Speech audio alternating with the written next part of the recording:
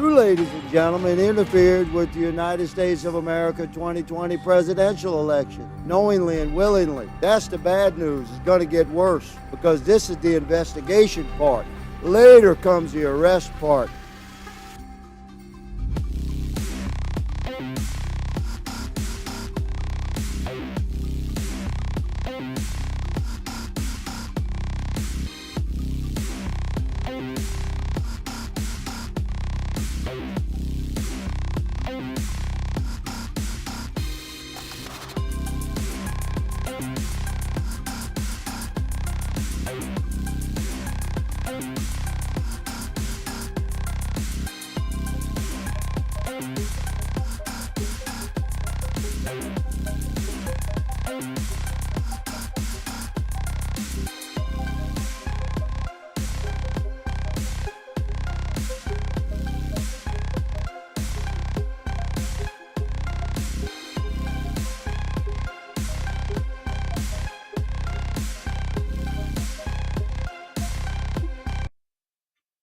Yo, what up, everybody? How's everybody doing today?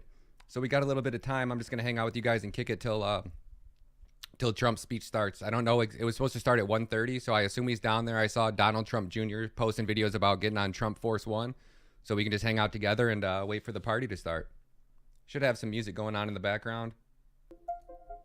How is the audio sound in the background? Is that too loud for you guys right now? 274 people in here, 90 likes. Let's go. Thank you guys. Dan, what up? Chris, what up? I'm so horrible at spelling. Mercy, what's going on? Ghost, good to see you. James, what up? Nick, what up? How's everybody doing today? Let's hope that this gets the attention that East Palestine needs. And is that music too loud in the background? I can turn it down just a little bit.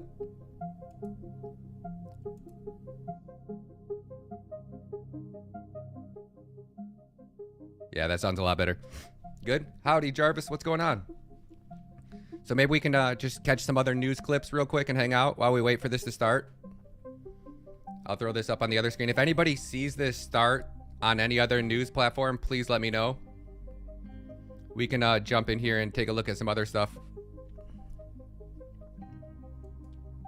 Let me throw this up on the screen. I'll pull that up as soon as it starts. What's up from Kansas? Michael, what up? Dad bod bodybuilding, let's go. Love Trump, love Canada, let's go. Hi from Cleveland, Ohio. Carrie, how are you? Nikki, how are you? Andrea, what's up? Let's see what we got going on here.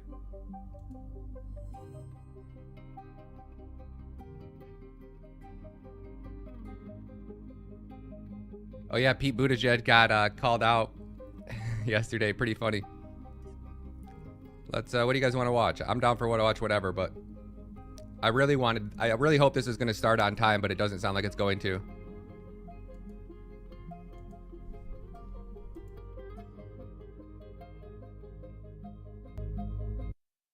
Tried really hard to have his very own tear down this wall moment. Instead, well, we got this. Take a look.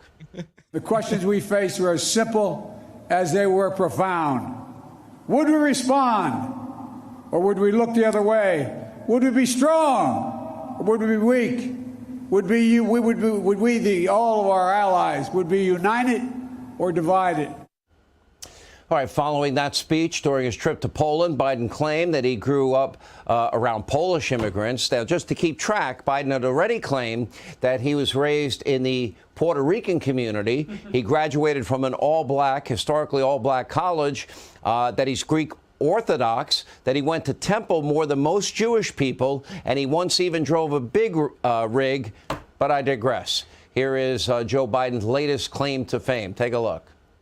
As a young man, I was born in a coal town of Scranton, Pennsylvania, northeastern Pennsylvania, in an Irish Catholic neighborhood. Then when Cole died, we moved down to Delaware, to a town called Claymont, Delaware, which was a working class town, and but everyone in town was either Polish or Italian. I grew up feeling self-conscious. My name didn't end in an SKI or an O. All right, joining us now, outnumbered co-host Kayleigh McEnany, former White House Chief of Staff Reince Priebus. Kayleigh, we'll get your take on this first. Number one, the strategy. Number two, the priorities, East Palestine versus, you know, Ukraine and the promises of this massive amount of money. Remember, East Palestine wasn't even declared a national disaster area in the beginning. That's right. That disaster happened on February 3rd. We heard nothing from the White House. Then the State of the Union happens on February 7th. Again, we hear nothing about this in the State of the Union. You have Kamala, who gives a speech on the environment, but yet nothing about East Palestine. And Biden has the audacity to speak about rail, one of his favorite topics. Remember, he told a fib about his Amtrak journeys, too. He's told that one multiple times. But no mention of East Palestine.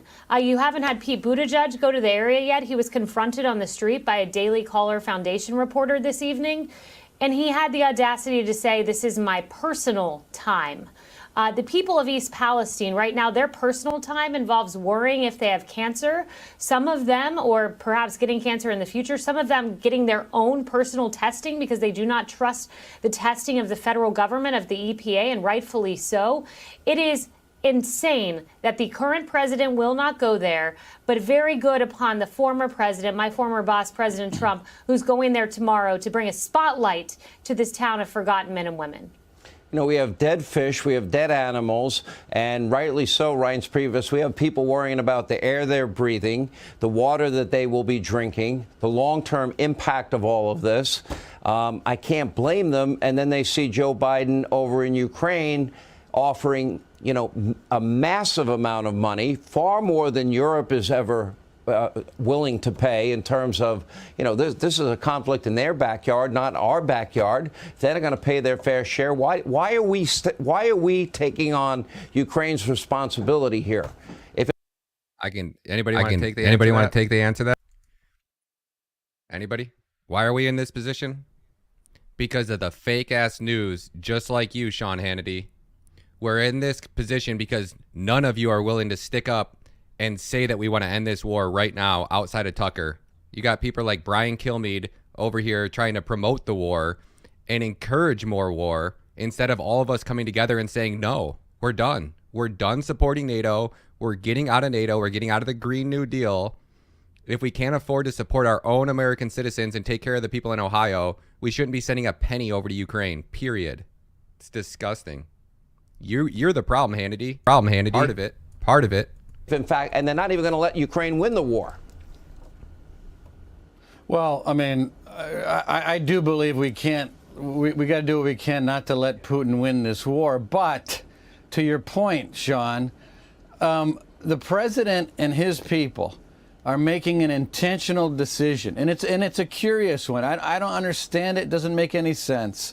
They're making an intentional decision not to go to East Palestine, not to send your cabinet secretary, not to send your vice president. They did the same thing on the border, intentionally choosing to make a public statement. This is a public statement that they're making. They can do both, Sean. I agree with Kellyanne. You can go to both places, but they're intentionally choosing not to. And, you know, don't forget, the president also in that same speech, if you kept playing that story you were playing, he went down memory lane and he was talking about his trip to the Vatican. And he said in that story that he was the youngest member of the Armed Services Committee when he was a senator, when he went to the Vatican, by 32 years. It's impossible. And in the meantime, under this presidency, you've got Russia and Ukraine, you've got China and Taiwan, you have today the stock market crashing because interest rates are through the roof. Families are paying hundreds of more dollars every month on their mortgages. Retailer sales is down because people can't afford anymore to go to Walmart and Oh, damn, that was copyright music. I thought that was Trump's coming on. He's still not on yet, guys. So I don't know how long it's going to be, but I got it up here. You know, somebody send out like the alert in the live chat if you guys see it come up on another channel.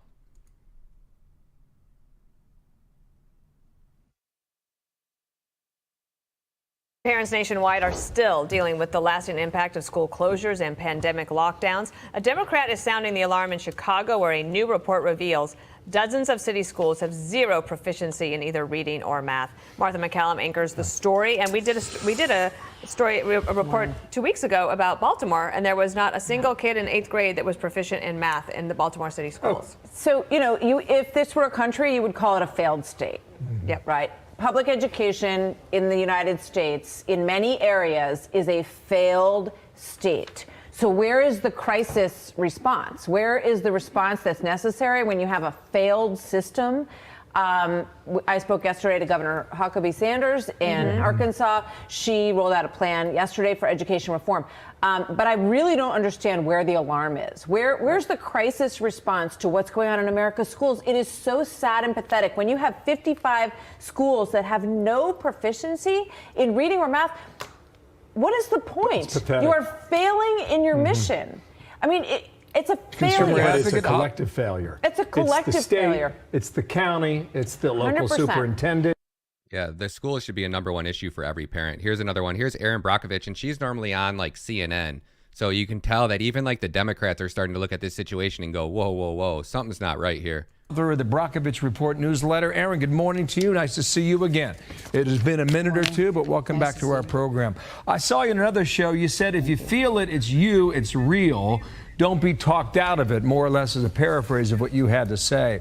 So what we are hearing from a lot of people in East Palestine is that they have fear because they don't know what's out there. They don't know what's in the air. They don't know what's in the water.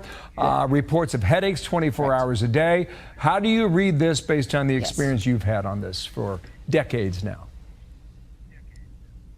I don't think I've ever seen anything like this in the 30 years that I've done this. The lack of information, the lack of transparency, the confusion, not actually seeing any data sets. What are you looking for? What are you not looking for? I mean, my gosh, February 3rd, we have a large train derailment that's carrying toxic chemicals. By the 4th to the 5th of February, these people are being evacuated, shelter in place. It's danger. They don't know where to go. They're confused. People are emailing me what's happening, and then it's all clear. It's safe to come home. Oh, on second thought, you can be here. The water's contaminated. Now the water's not contaminated. It's like, are you kidding? I feel so much for this community, and even watching before I came on, some of the residents, they've been reporting since this happened.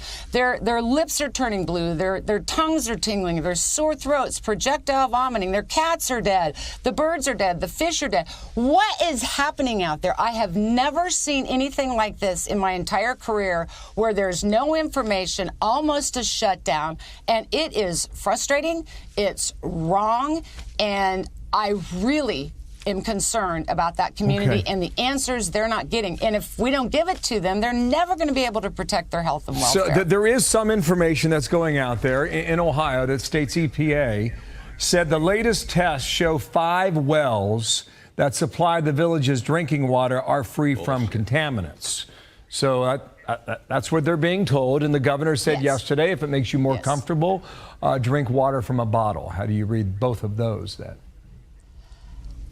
Again, a very confusing message. So what I would like to see is the state EPA produce and put online some of those test results. What are you looking for? And the reason I bring this up, we talked about vinyl chloride. I'm concerned about a chemical called butyl acrylate, which is the second chemical that they talk about that happened in that spill. What concerns me about that is they have detected it outside of the containment zone, but that chemical has an additive, and that additive is benzene. I'd like to ask them the question, are you looking for benzene? What are you prepared for? What are you finding? And what are those actual levels? We have yet to see that. So again, this continues to be an unfolding story full of nothing but contradictions. And I think that's horrible to do that to these people who don't know the outcome of their health and safety. Last thing here, just a few seconds left. What in hindsight, I know that's 2020.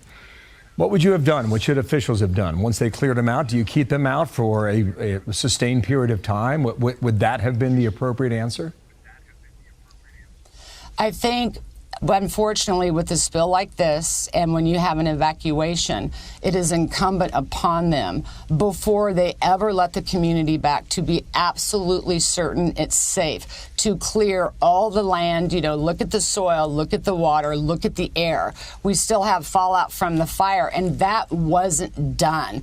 And in a situation like this, it's always better to step up front and say, I'm not certain, but in an abundance of caution for your safety, I know you're not going to like this. We need you to stay out of the area a little bit longer. So we're just not getting the information that's giving any of us assurance that it was, in fact, or is at this moment, safe. So we wait for that. Aaron Brockovich, nice to see you. Thanks for coming on our program today, and It's good to see you. Troy, you nailed it. He says we need to stop attacking each other and actually go after the real scumbags. I happen to like Sean Hannity. He's only human. He doesn't always get it right, but he's only allowed to do what he's allowed. Well, that's part of the problem. When you're making $20 million a year to manipulate a narrative and push things in the wrong direction, everybody should be fighting against these people. Period. And Sean Hannity's really let us down quite a few times, especially when everything happened and we all sat back and we watched what happened in 2020, and then Fox News called Arizona and we all didn't stay up. Nuclear weapon facility is on fire in Knoxville, Tennessee. What is going on here? Jeez, oh Pete, where's that at, Rick? Is that on Twitter?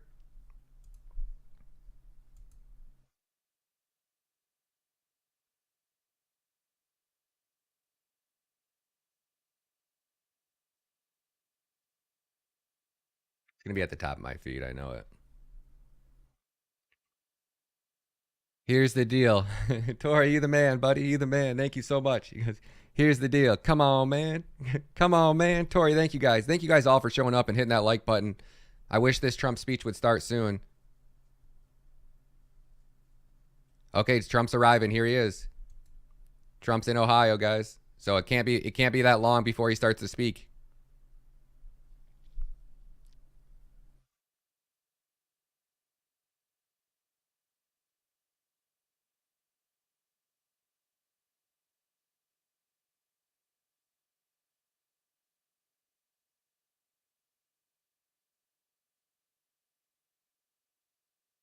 Dude, imagine the balls on Trump right now. That is all acid rain. Like, Trump's out there getting rained on in acid rain to come and show support and speak to the people in East Palestine, Ohio. That's a true leader right there, boys and girls.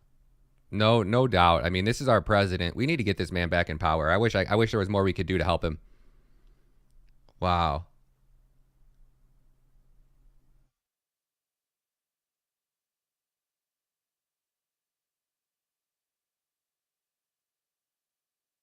Wow, so this is Dr. John Little was just kicked out of Sarasota Memorial Hospital board meeting after testifying to the effectiveness of ivermectin to treat COVID-19. This is shocking.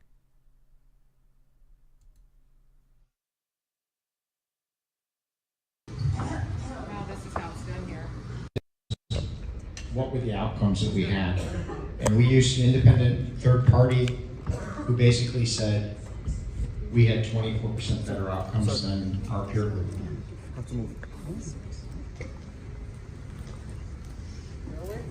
just wanted to let her know I'm wearing this white coat. I'm not employed. I'm not a contracted physician. I'm able to speak my mind. That's why I asked her. I said thank you for your advocacy, for patience and help. Wow, this is how it's done here. All right. Second thing was.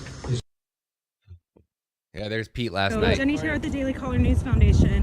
What do you have to say to the folks in Ohio, East Palestine, who are suffering right now? Well, I'd refer you to about a dozen interviews I've given today, and if you'd like to arrange a conversation, be sure to reach out to our press office, but I'm not going to have that conversation with you. Just walk You down don't the have a street message here. for them? I do, and I shared it with the press many times today. I'd refer you to those comments. Would you mind sharing it with us? No, I'm going to refer you to the comments that I made to the press because right now I'm taking some personal time and I'm walking down the street. Are you going down there? What's that? Are you going down there at all? Yeah, I am.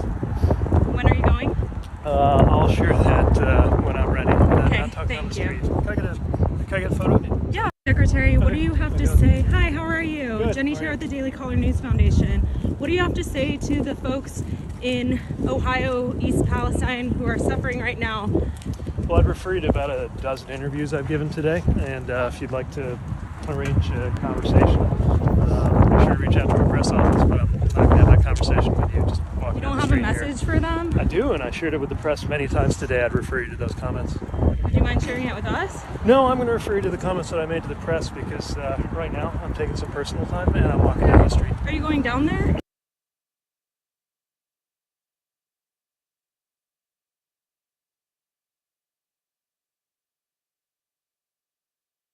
Jeffrey Sachs wants everybody to stay silent. I'm echoing, sorry. Why are we silent about it? What's your proof? Pardon me? What is your proof? That President Biden said on February 7th of this year that if Russia invades, the pipeline is finished. And the reporter looked incredulously, said, Mr. President, that is Russian, German infrastructure. And President Biden says, don't worry, we have our ways. And the U.S. does have its ways. It controls that territory. It monitors that territory. After the pipeline was blown up, our Secretary of State said, and I'm quoting, this is a tremendous opportunity to wean Europe from Russian energy. What a weird statement if you're worried about international piracy of global infrastructure. You would say it's a terrible crime, it's a threat to world peace. You would not call it a tremendous opportunity to wean Europe from Russian energy. This was part of American foreign policy. Now, the Swedes went in to clean up the debris. And what did the Swedes say? We cannot share our findings with Germany because of national security. Can you figure that one out? I can. But it's incredible. How could Sweden not share its findings with Germany and Denmark? But their job was to clean up the debris so that nobody else could investigate either. And they've done that. Now, the press, in this most remarkable act of vandalism on a key piece of international infrastructure, has not said a word in 8 weeks. Why? It's unimportant?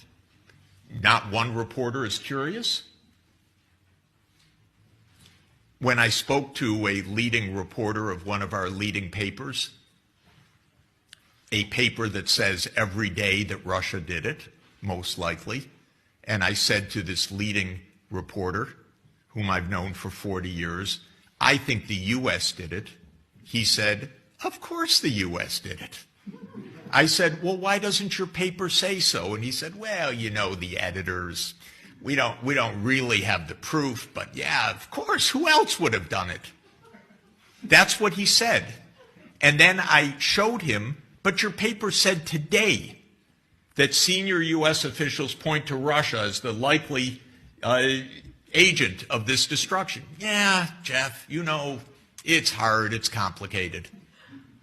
I said, when I was young, I used to read your newspaper because you went after Nixon in Watergate and because you published the Pentagon Papers and so forth. He said, yes, but that paper is dead. So I think Europe is in a trap. And the question for Europe, in my opinion, truly, is your job to support American hegemonic aspirations, or is it to protect European security? Because these are not the same thing. They're really not the same thing.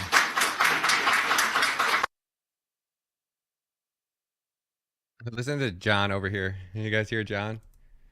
John's over here pitching the CNN talking points. John goes, did Trump bring the toilet paper rolls? Bet he wishes he didn't let the railroads cut those corners. Idiot. Literally, what do you guys do? Just go watch CNN and just try to talk shit about the only man that's fighting for our children's freedom? Is that really what you came in here to do today? Like, I had nothing better to do. I'm going to go to a pro-Trump stream when Trump's going all the way down to Ohio to stand up for the people that literally just got nuked. And I'm going to go over to a stream and talk shit about Donald Trump. You're a fucking idiot, man. Like, you literally cannot fix stupid out there. I'm sorry, guys. But some people are just mentally fucking ignorant or mentally challenged, or maybe he huffed a little bit too much of that chlorine oxide or whatever it is. Vinyl chloride, chlorine oxide. Fucking moron, man. Kick rocks, dweeb. Beat it. All right. I had to get that one out of the system. It wasn't even Trump. That's the best part about it. It wasn't even Trump. It was Obama who cut those corners. And people are like, oh yeah, like Biden hasn't been president for 2 years and literally didn't got rid of every single Trump policy possible. Every single thing that Trump did, Biden reversed it. Did Trump bring his toilet paper? What a fucking idiot, man.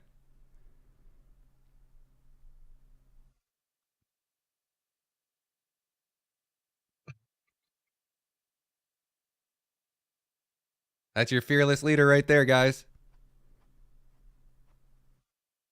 He waves. He doesn't even salute Air Force One. Yeah, what an asshat, man.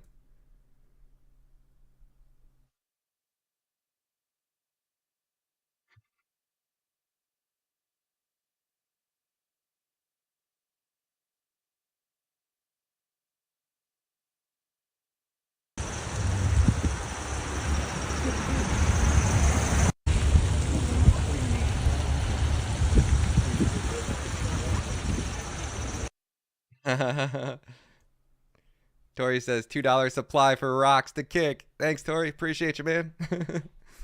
Trump is truly a God-fearing man. He is. Throw some jams on for you guys.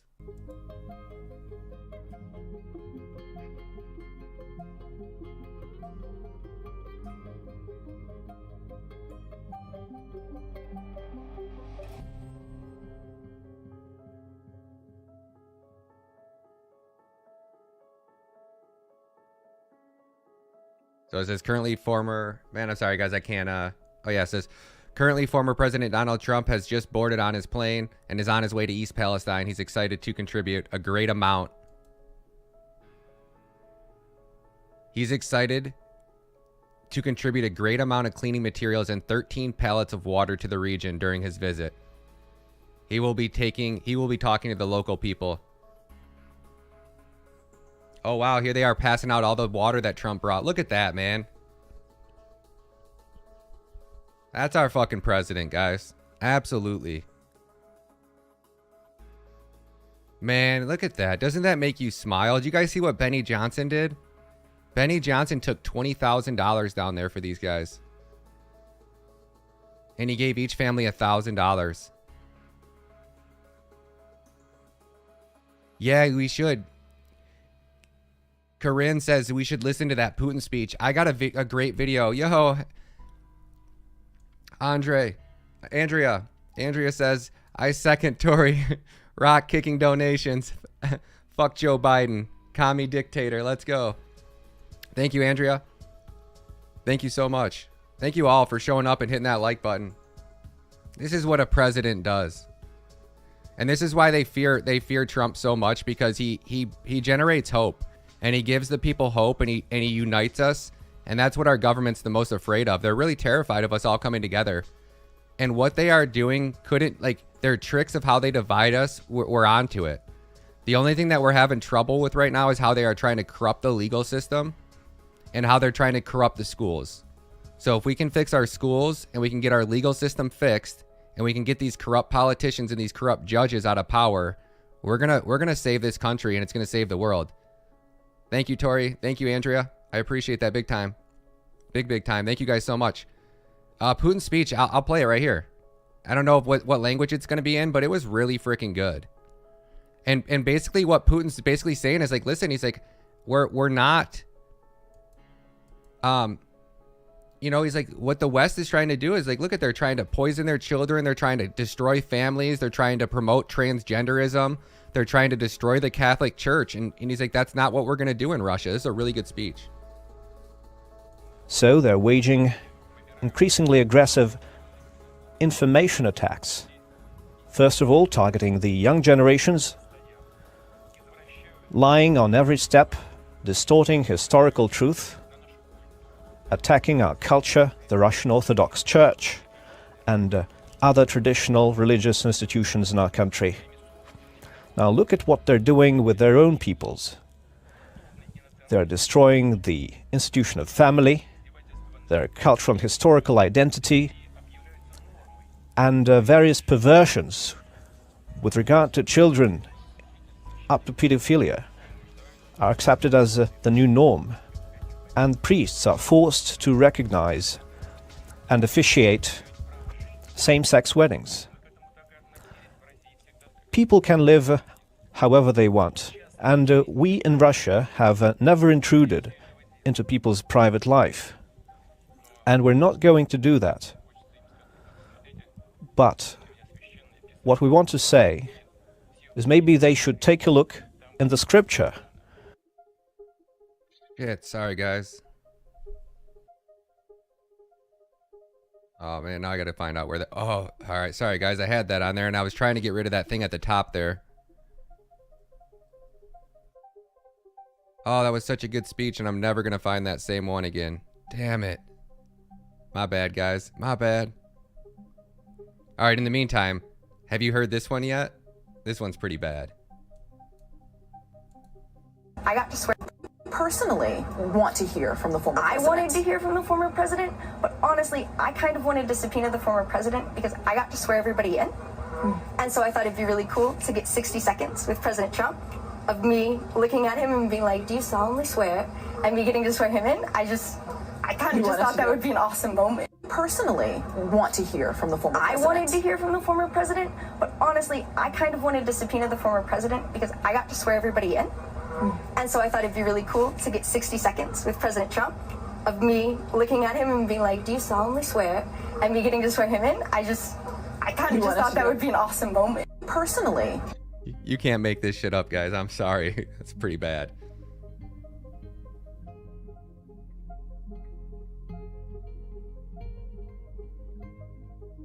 Here it is. But Russia cannot be defeated on the battlefield.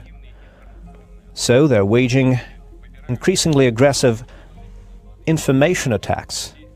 First of all, targeting the young generations, lying on every step, distorting historical truth, attacking our culture, the Russian Orthodox Church, and other traditional religious institutions in our country.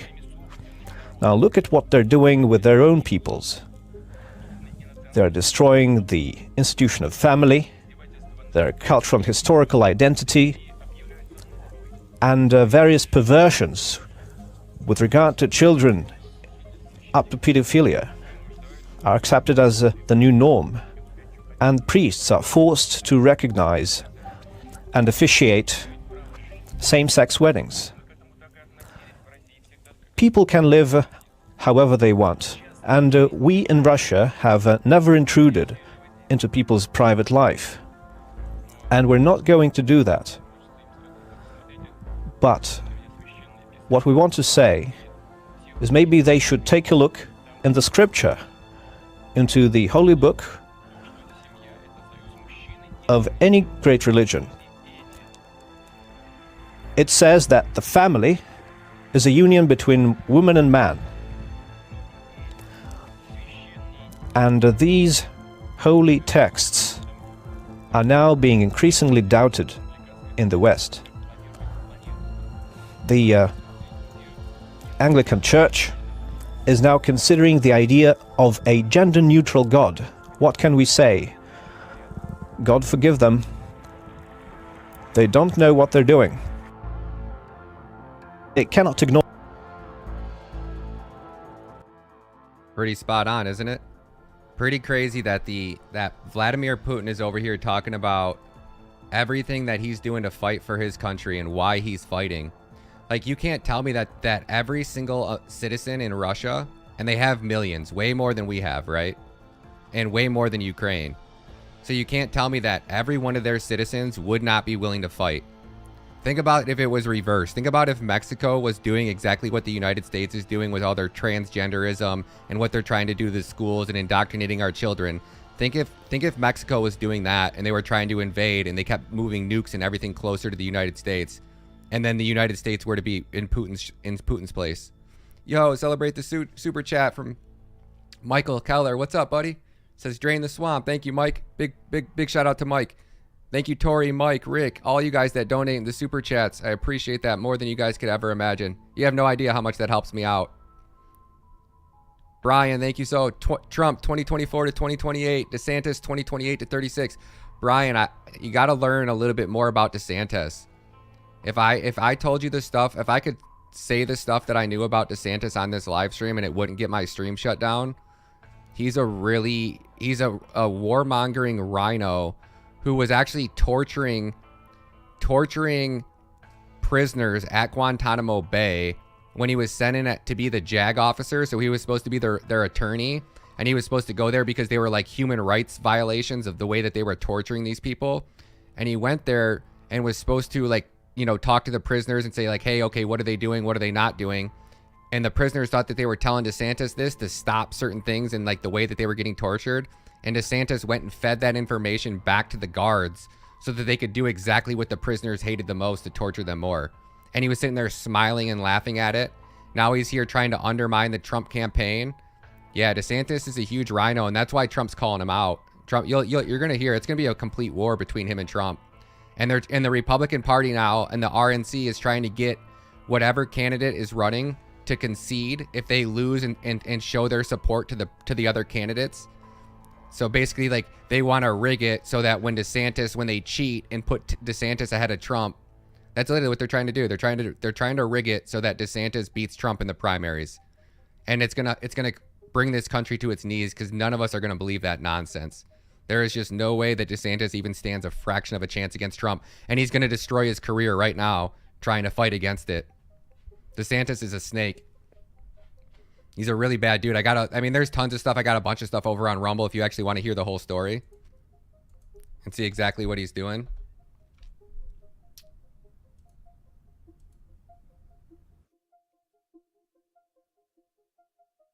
You want to hear what a piece of shit DeSantis is? Watch. Wait for it. Right here.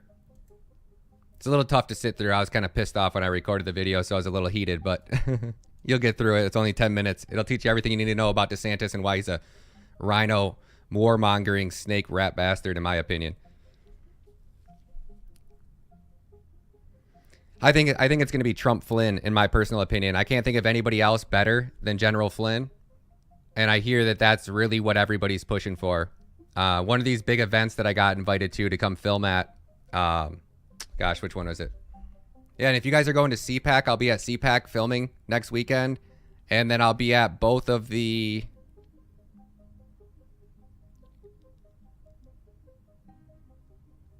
Reawaken America tour. So I'll be in Miami May 12th to May 13th. I'll be in Vegas on August 25th to 26th. And I'll be in Washington, D.C. March 1st to March 4th. And we're going to be doing something big for all the J6 political prisoners. One of the nights when I'm in DC, we're going to be having a big memorial out there, and I'm going to try to promote it and get as many people. So if you're going to be in Washington, DC, and you guys want to come support the J6 political prisoners that are being held hostage, please reach out.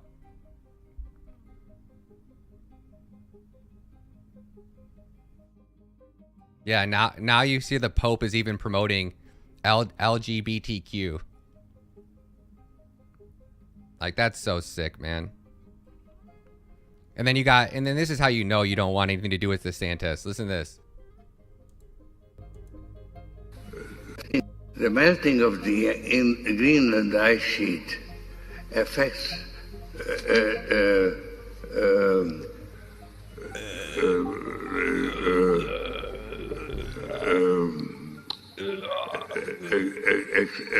ice sheet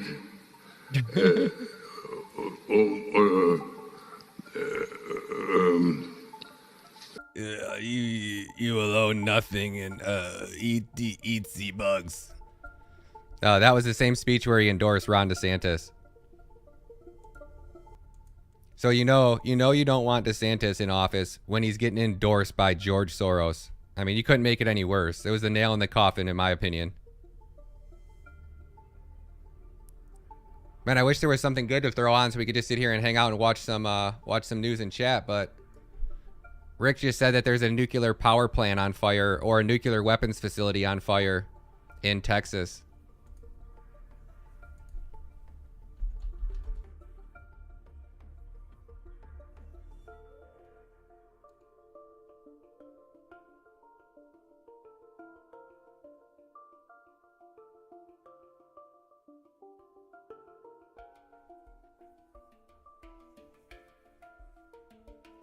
So somehow a fire at a Y-12 uranium processing facility has been contained.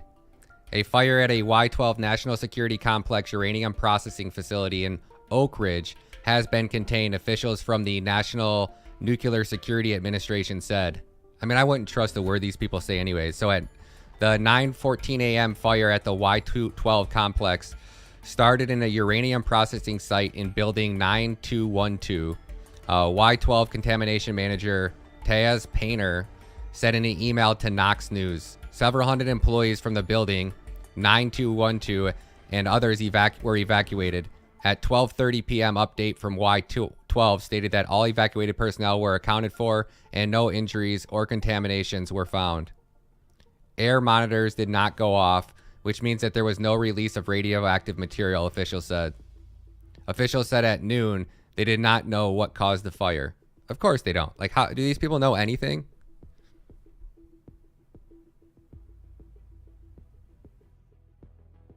Oh, wow. Child of the King, thank you so much. Child of the King just said, remember, Soros claimed that his life mission is to destroy the United States, and he has backed DeSantis. If that doesn't make people wake up, I don't know what will. Trigger leaks for the DeSantis video. I did a short on it. I don't know if I have the whole one, but I think I can just probably search it over here and find it for you.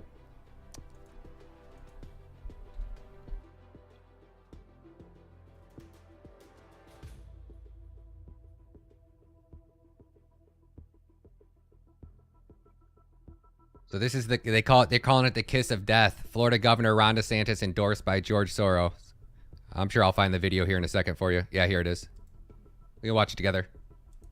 Before it is that Trump and Governor DeSantis of Florida will slug it out for the Republican nomination. Trump has turned into a pitiful figure, continually bemoaning his loss in 2020. Big Republican donors are abandoning him in droves. DeSantis is shrewd. It seems to be over. The smell is definitely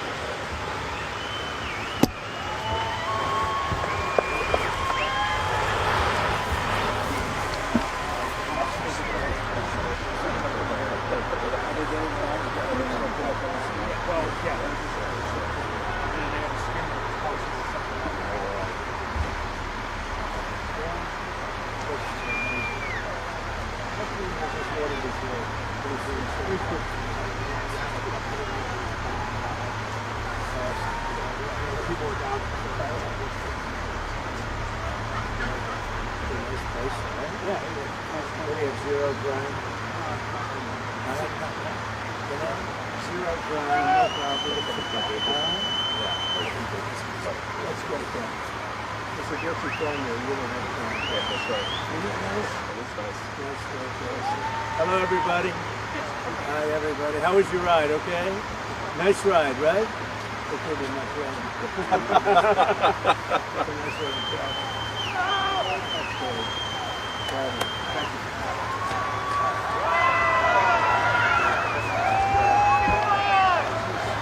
Cool. Absolutely. This means a lot. You know what?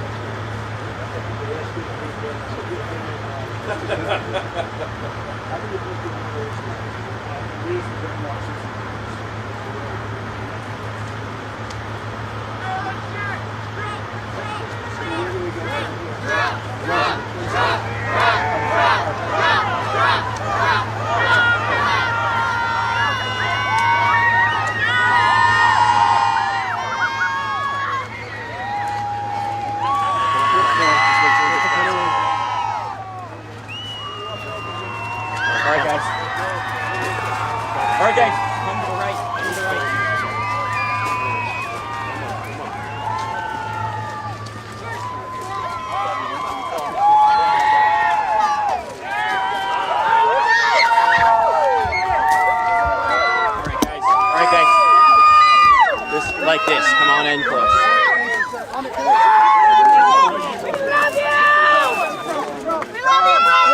What do you make it about Biden not showing up? You showing up before he did. Terrible. I think it's terrible. You know that. Thank you so let me much see for that. coming. Get him out of here. Thank you so much.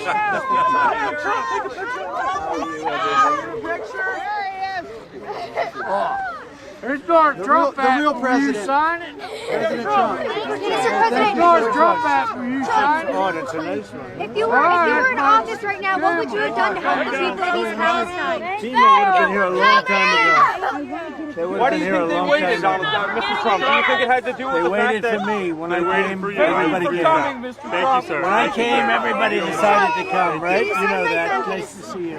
Have a good time. You look so great. I'm gonna get a picture. Have fun, everybody. Thank you, Mr. A lot of progress being made. Mayor's doing a great job. Mayor's doing a great job. I love you, baby. Who's pen? Thank you. Oh, hey, thank you, sir. Thank you for your service. What's your message to Joe Biden? Thank you. Get over here. Yeah, right. Thank you, guys. Thank you. All right, press. Let's load. Let's load.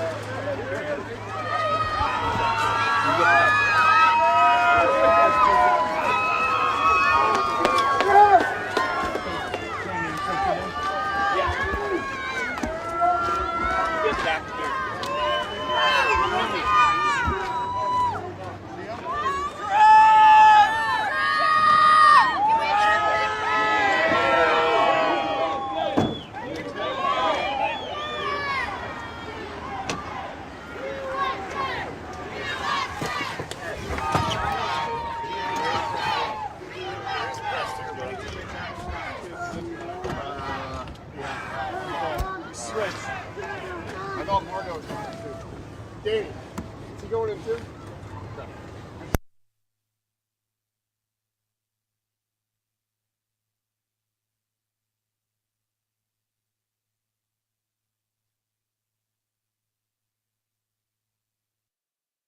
I assume they're just taking a break there for a second, so I'll throw on some jams and we'll hang out and wait for the rest of it to come back on. They're probably moving to a different location for him to actually give his main speech, so there's no way that's all that they're going to show on there, so. Still live, we just got a black screen for a second.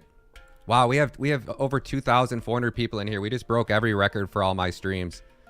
Wow, I can't believe there's this many people in here and that many people hit the like button. 700 likes. This just goes to show everybody, anybody that thinks Trump's not going to win re-election, they are out of their mind. Absolutely out of your mind. People are so excited to hear this man speak. There's 2,400 people in one of my live streams, which is just bonkers to me. No, thank you for posting, Tiggy.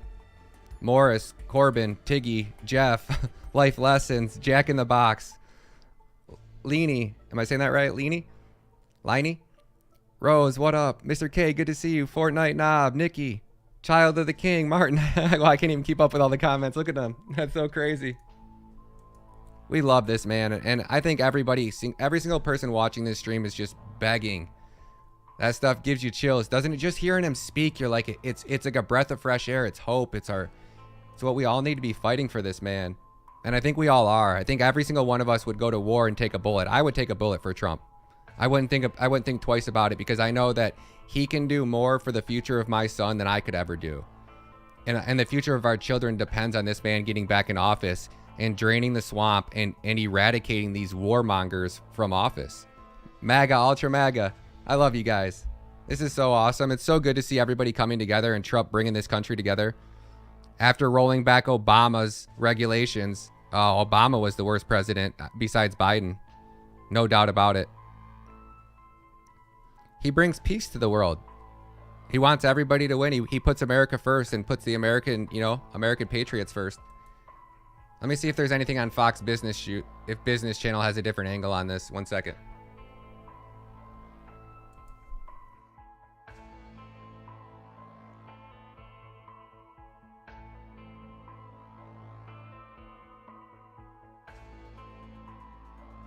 Fox Business has the same thing going on right now. So they both got the black screens going on. So they're just going to be moving to a new location and they'll be back on here in a second. So thank you guys. Pam Brown, thank you for signing up. Oh, I love you guys. Wow, thanks, Pam. Tori dropped another super chat in here too. MAGA Girl 79, thank you for airing this. Trump 2024. US. Let's go, everybody. Wow, y'all making my day. Well, I know it's funny as my channel was never politics, and I went from making crypto and investing content, and then once I realized how corrupt our system was, I was like, I can't even, there's no point in me putting out investing content or crypto content because none of it matters. If we don't get Trump back in office, they're going to destroy this country. We won't have freedoms. Our children have no future. So I converted this channel over, and it cost me about $3,000 a month. The second I posted a Trump video, my view count went up by 20 million views a month. Let this sink in. My view count went from 3,400 to 350,000 views a month, and I was making roughly $3,500 a month to it's actually hit 23.5 million. So I went from 350,000 to almost 25 million views, and I lost $3,000 a month because I started posting Trump content. That's how rigged this system is against conservatives or anybody who makes pro-Trump content. The algorithm will instantly kill your channel and all of your income. So thank you guys so much. Wow, nothing too hot. Wow, $20. Thanks for sharing this. First time watching. I'm glad my president is in Ohio. And that makes me cry. Me too, guys. I wish I had more to say about it, but we gotta fight like hell to get this man back in office, or we're all fucked. All right, I hear something. I'm gonna move super quick in there.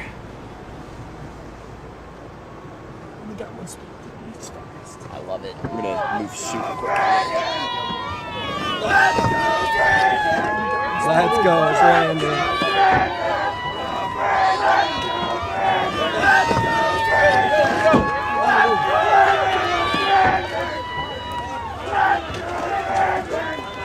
I got one for you guys. Joke. Come on, man. Sound like all of a sudden, my God, it went to 8.2%. Corn Pop was a bad dude.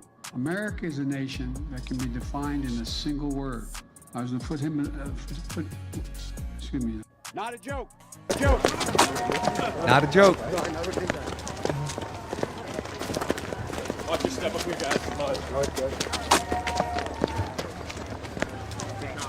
We're almost there, guys. Hook around the front door.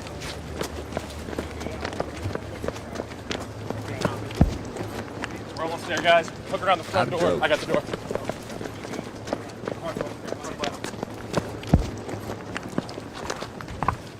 I got the door.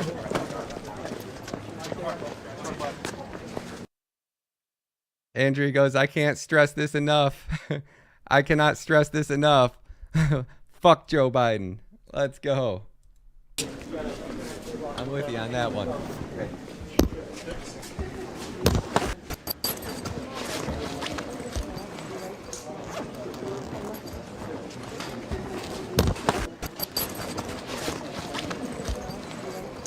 I hope they realize their lens has water on it.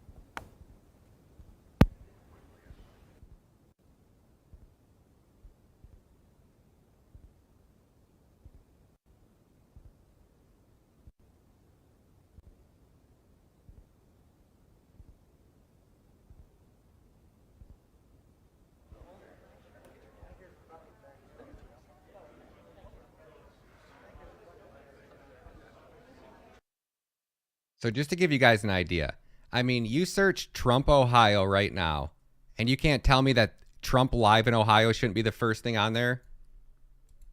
Good. Everybody good?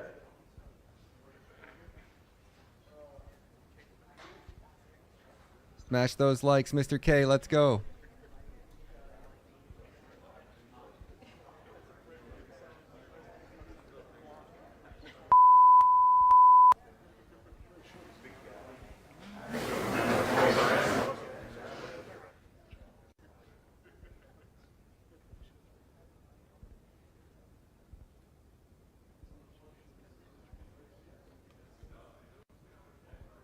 Oh, you guys are too much. I'm embarrassed I voted for Joe.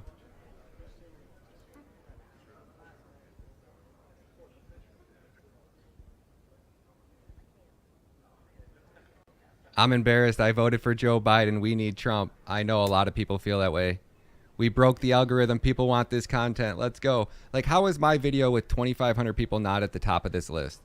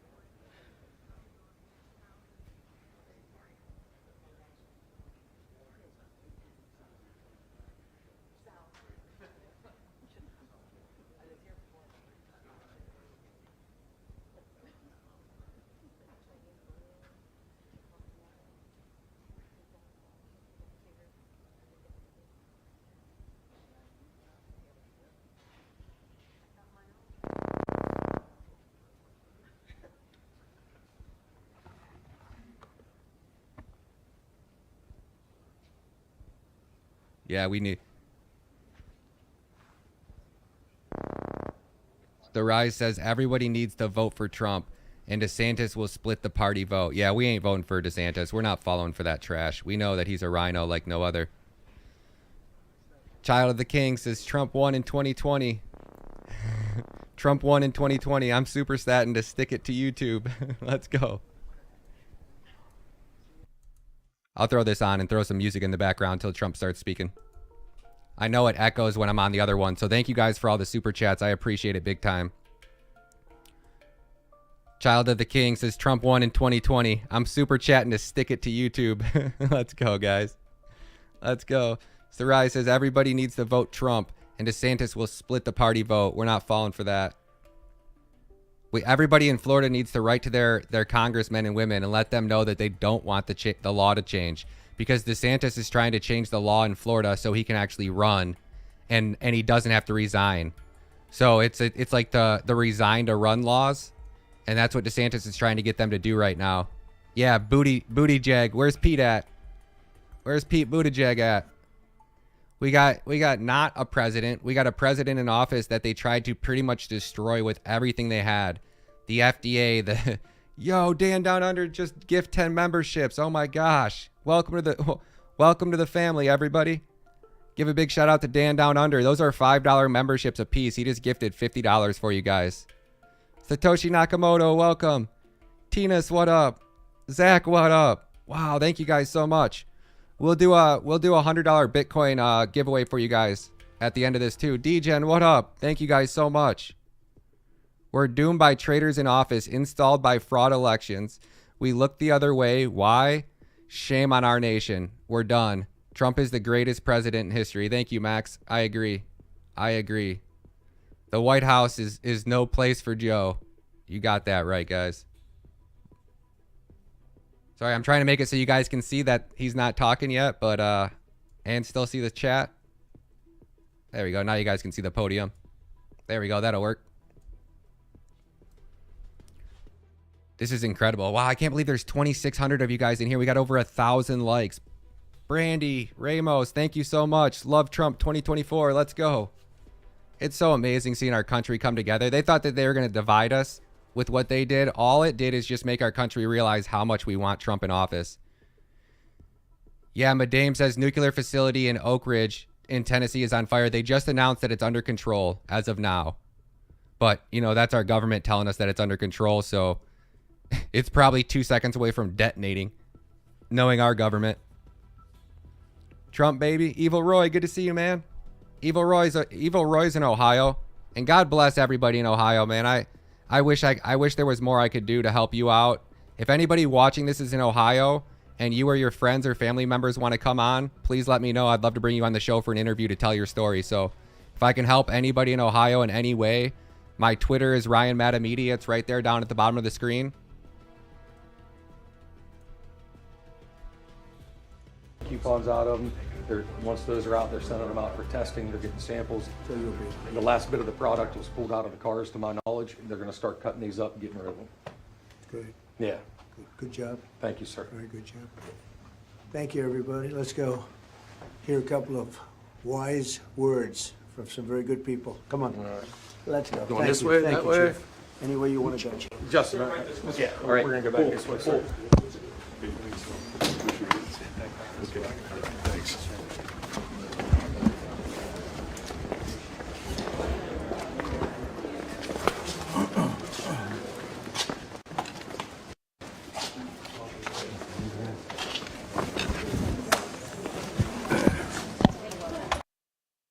And one tip that I suggest that everybody in East Palestine, if you live in Ohio, I would not wait for the government to tell you that your water is safe. The best way I could think about doing it is going to like a Pet Supplies Plus or like the Bass Shop or, you know, like Bass Pro Shop and getting yourself some minnows, right? And then go to your sink water and fill up your sink water, fill up a bowl with water from your sink and put some of those minnows into that water. And if the fish are dying in that water, then you know it's not safe to drink. And that's the best way that you guys could do like a canary in the coal mine and figure out how safe your water is. I wouldn't drink it. I wouldn't live there. I'd be out of there.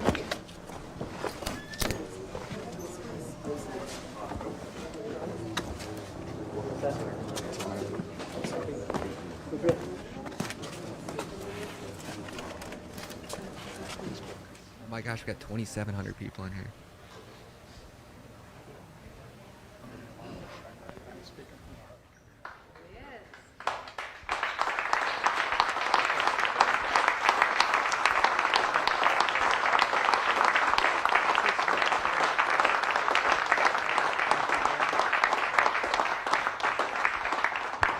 Well, thank you very much, everybody. It's an honor to be here. It's an incredible place and some incredible supporters and people that have worked with us for a long time, and we've been here for them. And even a few days ago, we had some of our top people come up, and it's an honor. And we're here today in East Palestine to show our love and support for our fellow Americans and this hour of need, and that's what it is. It was an hour of need, but they've done some incredible work in a very short period of time, and they're getting a lot of credit for it, and they have to be getting credit. We tell you that when they do good, and we tell you when people do bad. Your chief and your police and your mayor and everybody else, they've done incredibly. And Bill, JD's been here for 4 days. I've been watching him every day. JD Vance has been incredible. To the people of East Palestine and to the nearby communities in Ohio and Pennsylvania, we have told you loud and clear, you are not forgotten. You are not forgotten. We stand with you, we pray for you, and we will stay with you in your fight to help answer, and the accountability that you deserve. We'll have that accountability. It'll all be out there very clearly. I want to thank Senator J.D. Vance for being here. I want to thank Congressman Bill Johnson, very special friends of mine. They became really very good friends of mine. I also want to recognize a man who has been working tirelessly for this community since the beginning of the nightmare. And Trent, where's Trent? He's very easy to find. Huh? He's very easy to find. I want to thank you. Thank you very much. I'll call you up in a second. Thank you. Your mayor. In addition, let me express our tremendous respect and admiration for all of the police and firefighters and first responders, and all over the country there's such heroes, but this was a great example of it because that was a very dangerous looking sight. So I want to thank you all. Thank you very much. Thank you. 19 days ago, tragedy struck this wonderful village and rocked the lives of people throughout this area, long beyond this area. It's been weeks since Americans have been inspired. They've just watched this over the weeks. They've been inspired by your strength and your courage and how you've come together to stand up for the families in your area and the families of this village and beyond. We've seen the first responders and railroad workers serving bravely in the line of duty. The railroad workers have been really incredible, actually, and they've gone way above the call of duty. We've seen citizens speaking up at the town halls, and we've seen organizations such as the East Palestine Community Foundation rising to the occasion to provide tremendous relief and help to the people that were so badly affected. So I want to thank you all. Fantastic job. Really great. Everybody's been watching. We've all been watching on television and beyond television. We've been getting our news from the real news and from the fake news. And the fake news we even believed in this case because they've covered it very fairly. Over the past few weeks, the community has shown the tough and resilient heart of America, and that's what it is. This is really America right here. We're standing in America. Unfortunately, as you know, in too many cases, your goodness and perseverance were met with indifference and betrayal in some cases. Biden and FEMA said they would not send federal aid to East Palestine under any circumstance. They're not going to send aid. I thought that was a strange statement because I've been working with FEMA for a long time, 4 years, and they were great with us with the tornadoes, the hurricanes, and things like this. And it was a strange statement to come out, and they were doing nothing for you. They were intending to do absolutely nothing for you. JD and I spoke, and they said, they're not coming. They're not going to come. And I said, that's very strange. FEMA said, specifically, this doesn't meet the criteria, and that's horrible, and somebody has to do something for those people. I said back, when I announced that I was coming, they changed their tune. It was an amazing phenomena. The mayor and I were discussing that. It was quite amazing what happened, and they said that we can't let this happen. That was a big change of pace. JD, did you ever see a change like that one? That was a quick, rapid change. But we can't let this happen, they said, and we'll be there.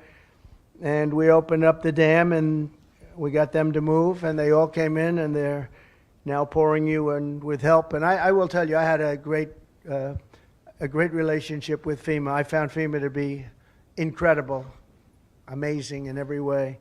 And we had tremendous luck with the tornadoes and all of the hurricanes and everything else that we had, and they were fantastic, and now they're fantastic here. They could have been 2 weeks earlier, or at least a week earlier, but they decided to do it this way, and I guess it came from the top. And so we have to understand that. You know, it reminded me a little bit, I don't know if you remember when Ohio State wasn't going to be playing football for another season. They were going to sit back and watch with the China virus or COVID, whatever you want to call it. And I called the head of the Big Ten football. I said, you got to get this football open. And they were great. They responded, and Ohio State played that season. Nobody remembers that, I think, right? Does anybody know? You got at least one. You could be close, but by now you still would be close probably. But we got that open very early, and you had a great season of football, to put it mildly. So that was a very great honor, the Big Ten, and that led to the NFL, and it led to most of the rest of football in the country. But you led it through Ohio State and Big Ten, and we got that done. I did that very personally. I called the commissioner, and he did a good job.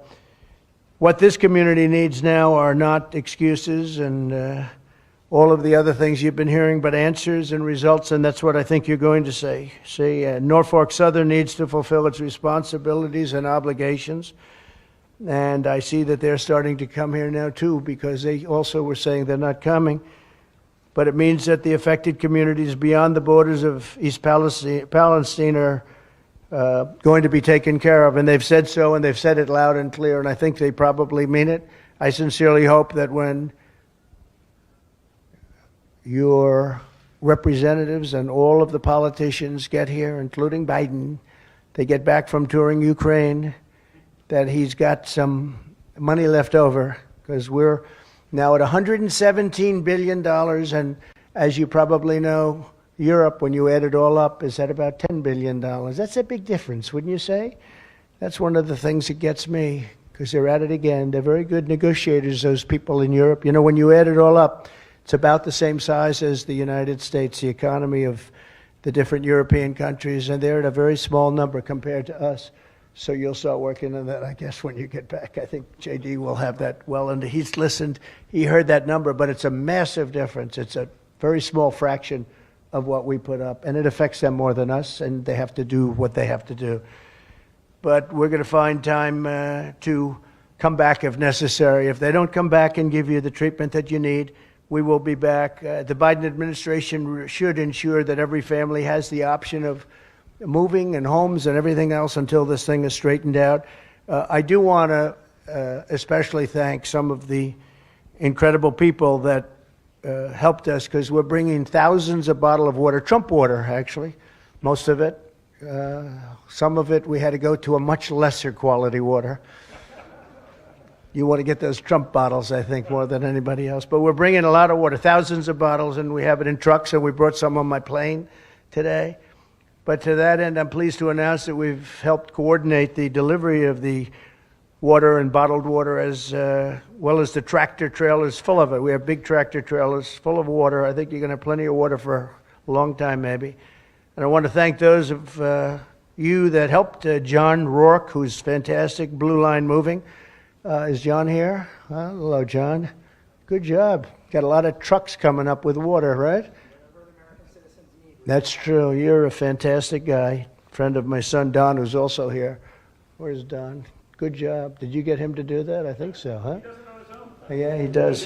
He's fantastic. He helps. Thank you very much, John. Appreciate it. Two Fellas Moving Company, and I want to thank the people within the Trump organization that helped us with all of the water. We got it from all of our different hotels, all of our different places, and it was great. They really came together. Also, I want to thank Sandy Pensler and his son, Jonathan Pensler, from Cortex in Michigan, for donating thousands of gallons of cleaning supplies. Thousands and thousands of gallons. Where are you guys? Where are they? Are they here?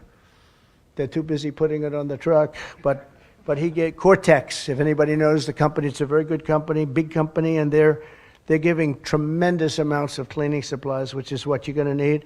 And again, I want to thank Senator Vance, and I want to ask JD to come up and say a few words, and then Mayor Conaway. And Marty Grimm will come up and finish it off. Thank you all very much for being here. It's a great honor. It's an honor to help, and you're well on your way. And that was a tragedy close to an unbelievable tragedy. Could have been really bad, and thank goodness that didn't happen. But you're going to have tremendous help now, and I know FEMA will do the job like nobody can do it like them. Thank you all very much. Thank you.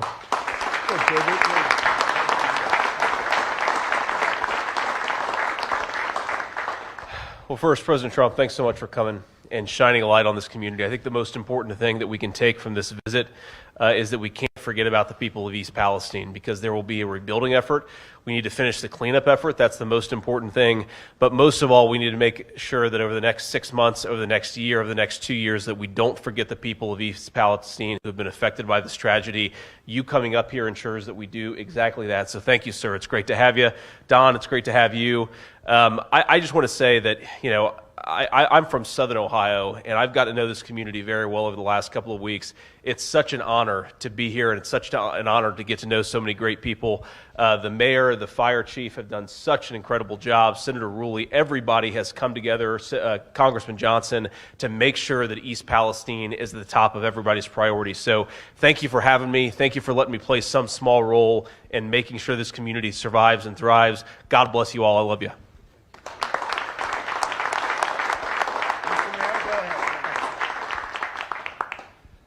We as a community would like to thank President Trump for coming up here, shedding some light on the situation we are currently in. I also have to thank all the elected officials, all the firemen. The firemen saved this city. If it wasn't from them, that might sound like rhetoric, but it really is not. This could have been a very different situation if we wouldn't have had such quality firemen behind us.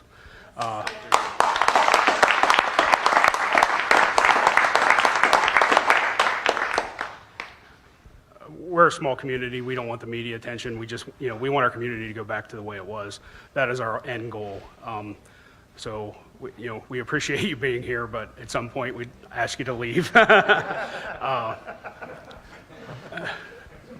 yes, I thank everybody who has helped us through this tragic situation. It's been a very difficult situation, but together we will make EP strong again. So, thank you all.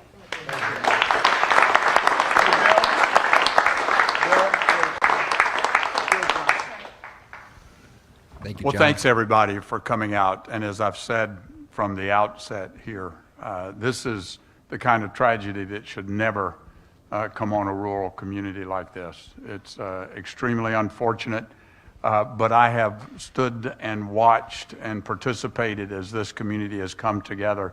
I'm convinced that recovery is on the way. I believe this community is not only going to recover, but they're going to be stronger than they were when they started. And it's because of the people here. It's because of the mayor. It's because of the fire chief. It's because of the determination and perseverance of the people right here in East Palestine. So thank you, Mr. President, for coming and continuing to put focus on this. God bless you.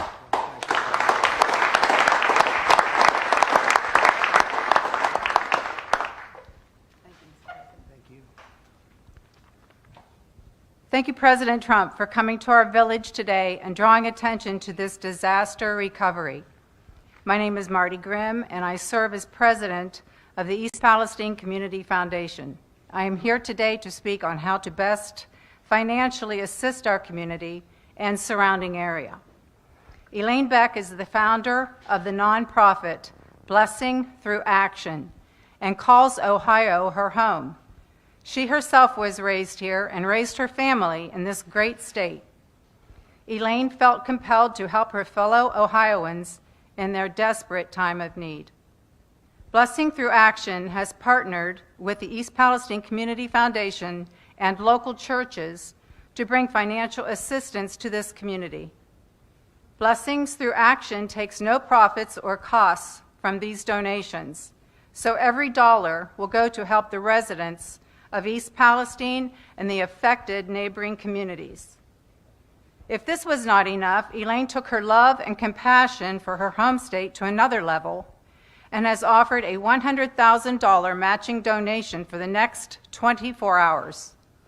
If you too would like to be a part of this recovery and help rebuild this community we love, please text the word Ohio, O-H-I-O, to the number 88022 for more information. That's text the word Ohio to the number 88022. Thank you very much.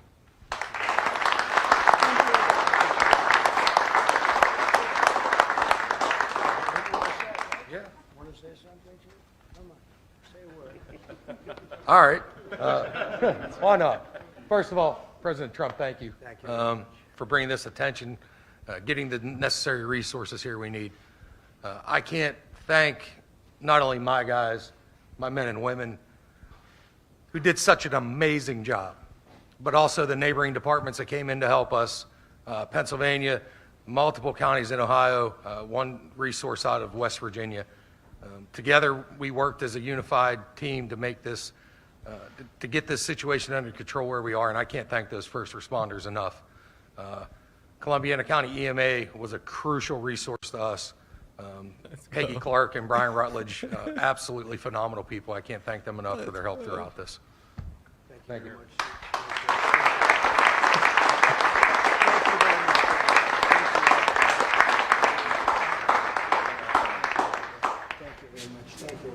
Thank you very much.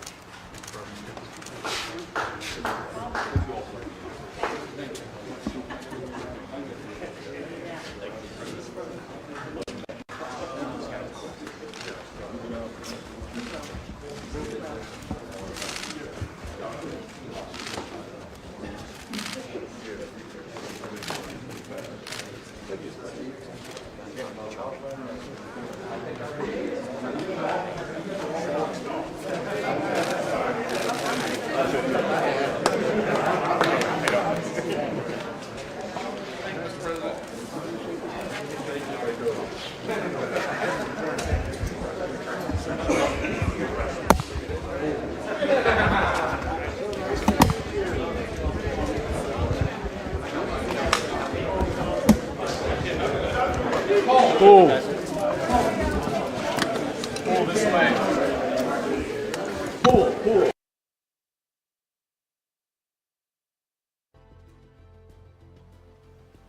Thank you all so much for showing up.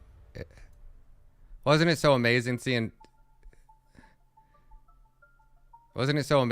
Trump show up and seeing how the media reacted to it and seeing everybody there showing up to show their love and support? We got Trump over here bringing everybody together. Like, it's not Trump's job to go in and find people from FEMA and find people from Trump Towers and people from Michigan to make these donations. But he's doing it because he loves this country. He loves every one of us. He loves you. He loves me. And he wants to make America great. It's a real leader, guys. No, thank you, Alan. Like I said, my channel was not politics. And everybody's like, oh, when are you going back to doing this? I'm like, we got to fight for our future. Like, I felt like I just got to the point where I didn't have a choice but to make my channel all about politics and try to do everything that I could to show, show the world how much we need Trump. Oh, they got somebody else here speaking? Hold on. That's what we got here.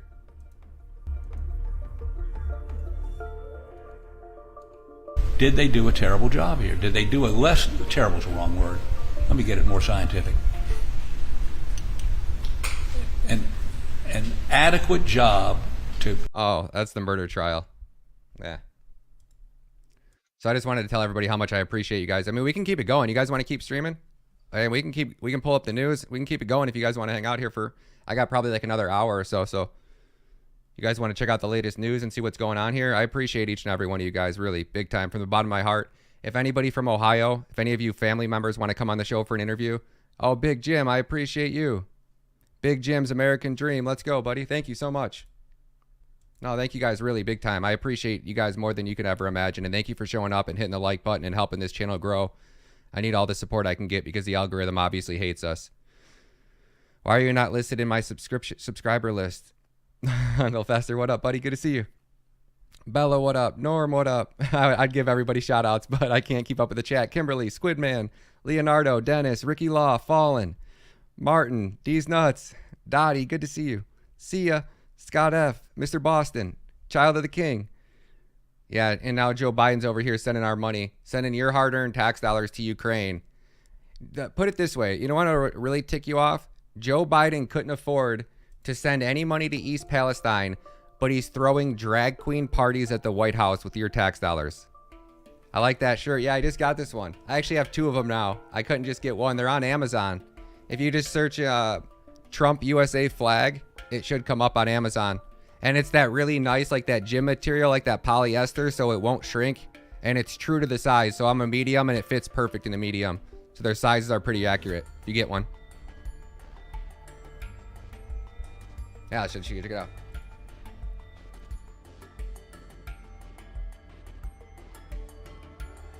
And it says keep America great. And it's a really nice, it's like $50, but it's a really nice quality hoodie too. It's got the inside red hood.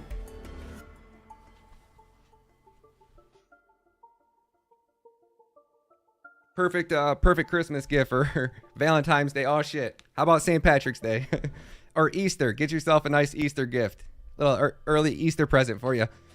It's on Fox Business. What do you got on Fox Business? Let's see what's on Fox Business.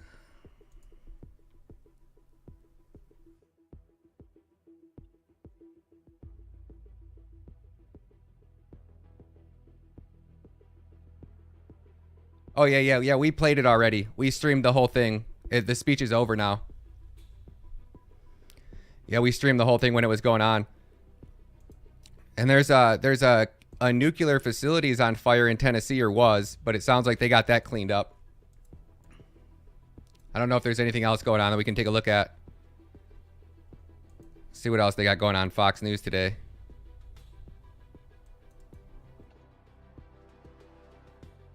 Redacted had some really good stuff. Are you guys following Redacted? Redacted did a really good take on what's going on over in Ukraine, which is just mind-blowing to me. We can take a look at that. Let me pull up this video from Redacted really quick.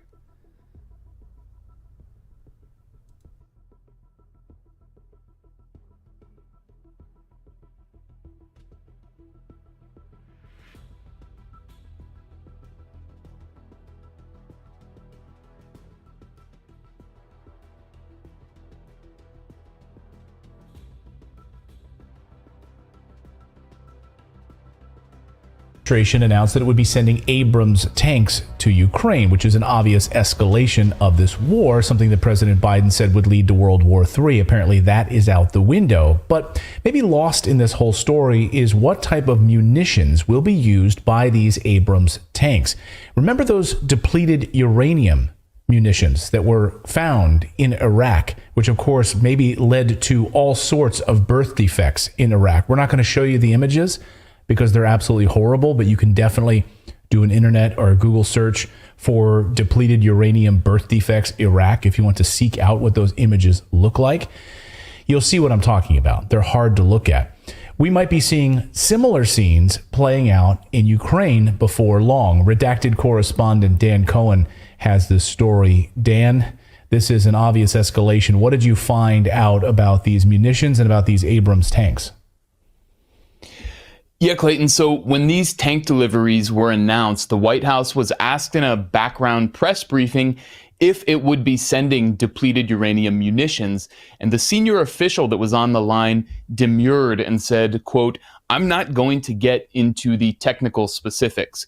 But a look at the Federal Procurement Register shows 2 contracts for depleted uranium 120 millimeter armor-piercing M829A4 munitions. These are made specifically for Abrams tanks. These contracts were first reported by the Bulgarian journalist Dilyana Gaitancheva, who frankly is doing better reporting on the U.S. than most of or all of even the mainstream media. Yeah, she's amazing. She's fantastic and doesn't get the credit she deserves. What's especially notable about this is that these contract tenders were listed in October and December, months before the Biden administration had announced it would be sending these 31 Abrams tanks. So it's kind of suspicious timing here. Yeah, wait a minute. So these are the munitions procurement. So while everybody's in here real quick, let's while we're watching this, everybody type let's do FJB for fuck Joe Biden, all caps. So type FJB in the chat. And that'll enter you. We're going to do 2 $50 Bitcoin giveaways. So you just have to have a crypto address where I can send you some crypto. So if you guys want to enter it, just type in FJB. We're going to do 2 $50 giveaways for you guys. And these were from October. And months ahead of time, we just learned in January 25th, as we just said, that they were going to be, and it seemed like they were hemming and hawing on this. Will we send Abrams tanks? We don't think we're going to. We're not going to do this. So sort of back and forth. But these contracts predate the announcement of the Abrams tanks by months. Exactly. So, yeah, the question in my mind is, was this all planned out ahead of time, even before October? But, there's evidence that these munitions were, there's direct evidence they were ordered in October and again in December. And then the decision maybe wasn't announced until January. So was this all planned out and kind of slowly fed to the public in order to minimize public reaction, not only here in the United States, but from the Russians? And we've seen this kind of sort of game where Biden says he won't send, long range missiles because it could be perceived by Russia as a dangerous escalation, and then he does it again and again. Even the New York Times has reported on all of this waffling. But what's amazing, if you look at this headline, about the Biden administration always sending the weapons, ultimately sending them to Ukraine, the New York Times says that Biden does it reluctantly. So, he doesn't really want to. So they're really trying to downplay this and kind of, slow roll it as best as possible.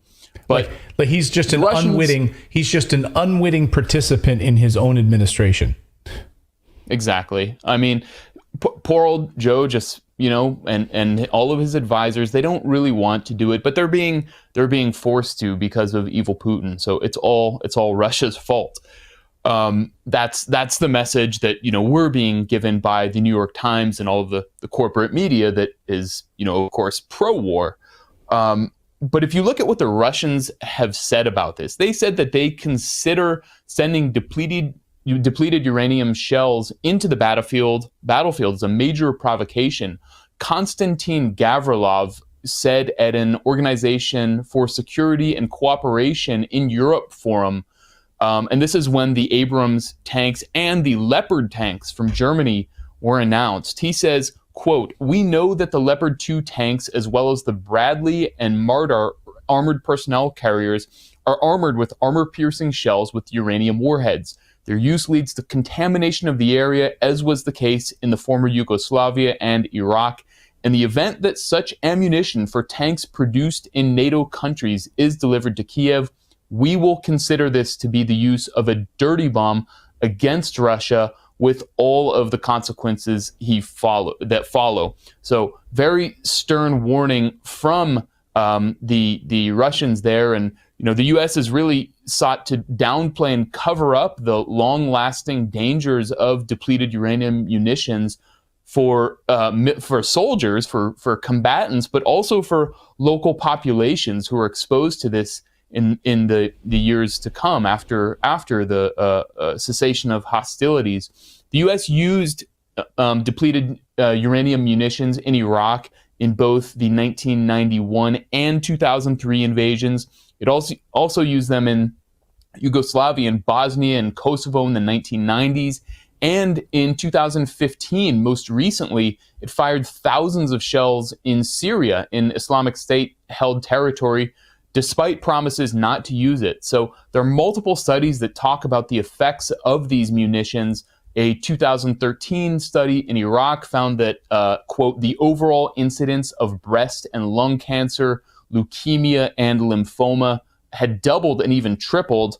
Jeez. Again, I don't want to show the images of the deformities in babies, but, you can just look on Google and they're everywhere, and they're absolutely horrifying. Back in 1999, the Guardian quoted a research scientist saying that he expects 10,000 extra deaths in Kosovo because of depleted uranium. So there's no shortage of evidence. And it seems to me uncontroversial to say that this is extremely dangerous in the long term for the civilian populations in the Donbass, where this will be used, which of course explains why we get this stern warning from the Russian side. Well, that was one of the biggest things that stood out to me upon hearing the news of this is how will this be used against the civilian population? Because to this point, we know that NATO-directed HIMARS attacks have been hitting civilian populations inside the Donbass. So they're using American Western weapons to attack civilian populations, apartment complexes, hospitals, all sorts of civilian residential areas. So how will these be used? I can only imagine that these are going to be used, would be used in civilian populations, and what kind of a lasting effect. I mean, we're talking still the irradiating effects of these many, many years later in these civilian populations and in Iraq and Kosovo and these other areas. Exactly. I mean, it's not a secret at this point, and we've seen the horrible videos of, you know, standard munitions that are used on the downtown civilian areas anywhere in the Donbass. And so, you know, presumably that's exactly what's going to happen with these depleted uranium munitions. And of course, one of the bigger goals is regime change in Russia. So if this continues to escalate and Ukraine is launching attacks inside Russia, is this going to be used on Russian territory, which of course the Russians would see as a direct attack from the West, from NATO, from the United States. So it's just extremely dangerous, and you know, there's no reporting about this. The only person who has looked into this is Dilyana Gaitancheva, again, the Bulgarian journalist, and her article is published in Bulgarian. And so our corporate press that's beholden to the Pentagon and the military-industrial complex doesn't want to look at this at all. So, you know, it's basically Dilyana Gaitancheva and us at Redacted that are going to report on this. And Dilyana also was one of the first to really dive deep into the biolabs inside of Ukraine as well, and into, I believe, into Moldova as well. So she was doing, and really got kicked out and bullied and pushed out by members of parliament for doing this reporting. And some of the reasons we actually know that this stuff is happening is because of her work. Some of the only reporting I've actually heard about some of the depleted uranium related to the armor itself and the exo armor that's on these Abrams tanks, that they added depleted uranium to the armor back, I think, in the late 1980s. These updated Abrams tanks will not, the ones being sent to Ukraine, apparently are going to have that armor removed from some of the reporting that I've been seeing, because, as we've heard from here on the show from Colonel Douglas McGregor and others, they don't want those types of weapons to fall into the hands of the Russians, which is ultimately what will happen. So this sort of more advanced Leopard armor that's on the Leopard tanks from Germany will be sort of downgraded to a lesser tank capability, and so too will the Abrams tank be downgraded without this depleted uranium armor. But we're not talking about the armor here, right? I mean, we're specifically talking about the munitions that will be used. Exactly, yeah. These contract tenders are for munitions specifically, even though in the background, that White House press briefing, they were asked about the cages, the armor on these tanks as well, and the White House official wouldn't say anything either way, but only because of Dilyana Gaitancheva finding these contract tenders in the federal procurement register, do we even know about this? So you know, that's the origin of the story in the first place. And her reporting has on the biolab. She did an incredible documentary where she went to Georgia, into the Lugar. She was basically checking out looking into the Lugar Research Center, and showing how basically there were biological experiments going on and being transported under the cover of diplomatic personnel. So really recommend everyone look at her work on that too. So Dan, we've had a number of experts here on the show saying that it doesn't matter what tanks we throw into the mix, what weapons we throw into the mix, this war is essentially over.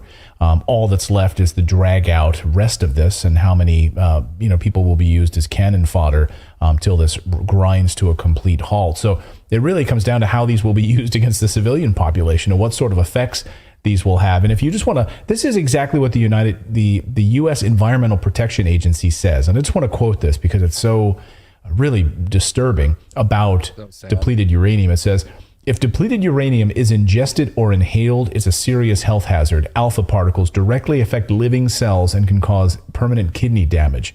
And again, it's twice or three times the strength of steel. So they're using these, of course, to try to pierce Russian tanks and body armor, etc. But how will these be used in the civilian population, I think, is ultimately the biggest concern, because it doesn't seem like that these are going to have much effect on the battlefield at all. Russia will be very aware of where these munitions are being delivered and go right after them, I would imagine. Yeah, and I mean, and then, another question comes to mind for me is the soldiers that handle them, that are exposed to them. What are the long-term consequences for those, for combatants on both sides? There have been, studies about that too. So all around, it's again, like you said, not going to turn the tide of the war. But it is going to pose serious long-term problems for anyone involved, whether soldier or civilian, and for the communities who are living in the battlefield and are exposed to this. It's just could be many years of cancer and leukemia and all kinds of horrors. So it's pretty crazy that's Redacted, right? If you guys aren't following Redacted, make sure you guys swing over and then follow them. His channel blows mine out of the water 100,000 times over. So he actually has his own correspondent, meaning he has this guy on payroll over in Ukraine. So when he needs to break a story, he has his own reporters over in Ukraine. And we can't even get that from the mainstream media. All they want to do is tell us Putin bad, Ukraine good. I don't think anybody in here thinks Ukraine is good anything. They're not a democracy. They were moving closer to Russia. It was NATO that was supplying Ukraine with weapons. I mean, there's this story like, oh, here, let me pull this part up from Twitter. I hope I still have it on here. This guy did such a good job at it. I don't know if I'm going to be able to find it. Damn, I wish I could find this one. It was such a good one. Let me put on this clip from Tucker on Fox really quick, and I'll find this one on Ukraine. Much for coming on. Forging an alliance between Russia and China seems like the end of American power in a lot of the world, and a massive new threat that dwarfs anything Putin has ever done in Ukraine. Why would they allow this to happen? Do they want this to happen? What's the thinking? Do you know? Tucker, first, I have to go there. Vivek just announced that he's going to run for president. Did I hear that right in the last segment? He did, yes. That's just amazing. So I'm literally second fiddle. But, he basically gave, I thought, a great foreign policy laydown for where we should be going forward on this. Your question, though, I got to tell you, the president, I'm going to give him props for, his speechwriter's did a pretty good speech. And, I look forward to him coming back to the United States and going out to Palestine, Ohio, or going down on the border and saying the same sort of things. That's irony, Tucker. You know that because I'm Generation X and I'm like a Letterman guy, right? So my point simply is we spend $1 trillion a year on national defense. And my point from my book is, holy cow, that we have to look at this differently, and we need to bring that money home and spend it on things here in America to make America stronger. Your point about China and Russia is so valid. I'll be a little bit counterfactual on you, or a little bit iconoclastic. I think Chairman Xi and the Chinese Communist Party are laughing all the way to the bank right now as they play us again. Well, sure, but military and economic alliances are going to affect our economy. I mean, you got to think China's primary goal is to make money, right? I mean, it's a business/government, and if China and Russia are allied, Russia providing the raw materials. I mean, this just makes the Chinese trade bloc much bigger and us much weaker, does it not? Yeah, with the 2,500-mile border between China and Russia, and with Russia focused on Ukraine to the west right now, I got to think the Chinese Communist Party is just licking their lips going, we couldn't ask for better, because as well as I do, they have serious limitations on their natural resources, and it all lies to the north. So, it's a little bit of an off-the-wall answer, but I think the Chinese are playing the long game. We, as you highlight so much on your show, is we have this short view, and frankly, Vivek said the same thing. We have to look long term, and I think the Chinese probably are playing us both pretty well. Of course they are, as always, and we're letting them. Chris Miller. All right, we got some good stuff over here on Twitter. There's quite a few things that I've been retweeting out. If you guys aren't following me on Twitter, you should swing over here. It's Ryan Matta Media. I'm always trying to retweet. I'm always following the latest and greatest news on every on every channel, so I'm always retweeting anything. I tweet a crap ton, so if you guys want to follow. Now, this video I can't play on here, but this story is also just breaking. So I also just retweeted another link that confirms this story, but I can't play it on YouTube or it'll get me a strike. So we got like 3 or 4 stories. Let's start with this one.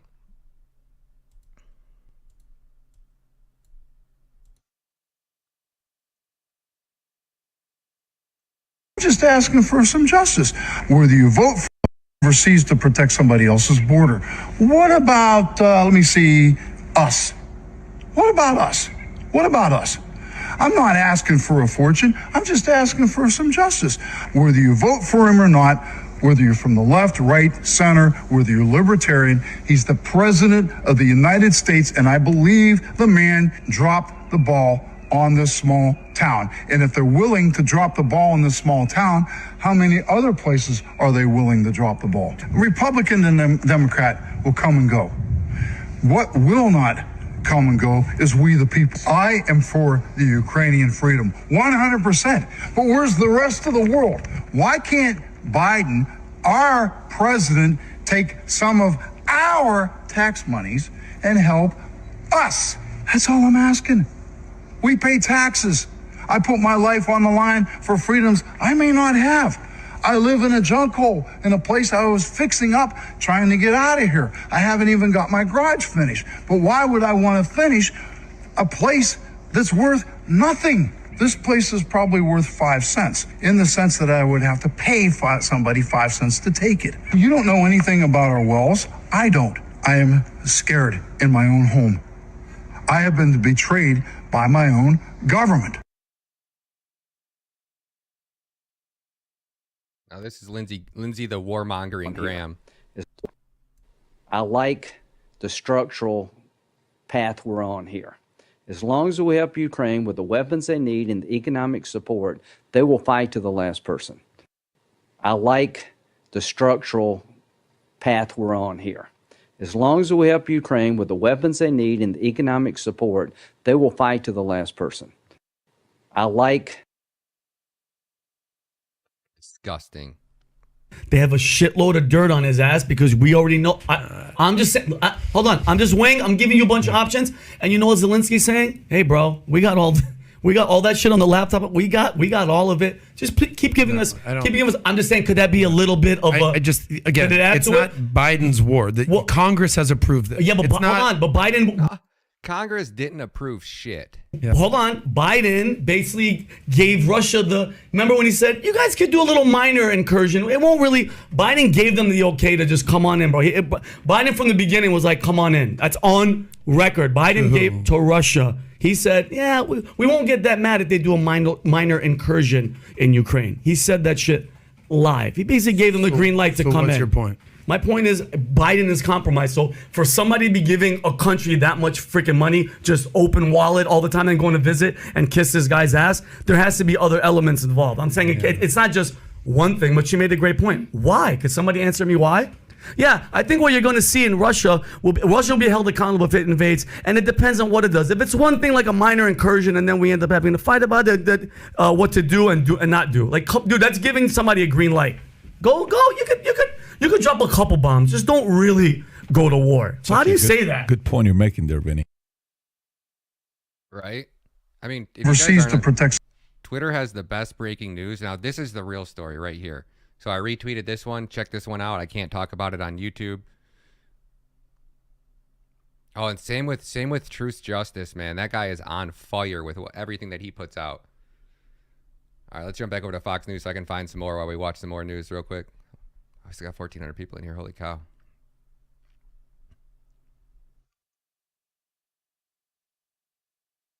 Oh, these people are... this is East Well, Joe Palestine, Biden is in Ohio. Poland doing his semi-literate Winston Churchill imitation. His own country doesn't seem to be improving. Thousands of Americans in East Palestine, Ohio, for example, are worried about their health and their finances. Fox's Garrett Tenney just spoke to one of them.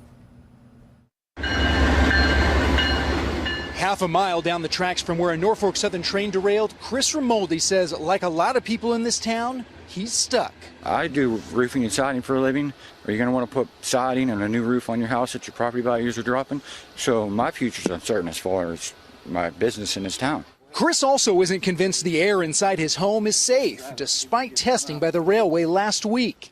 His family's health issues haven't gone away, and yesterday he says his fiancée found an oily sheen on top of their dehumidifier's water. So that tells me that if this chemical sticks to water, my dehumidifier's taking water out of the air in the basement, it's obviously still there.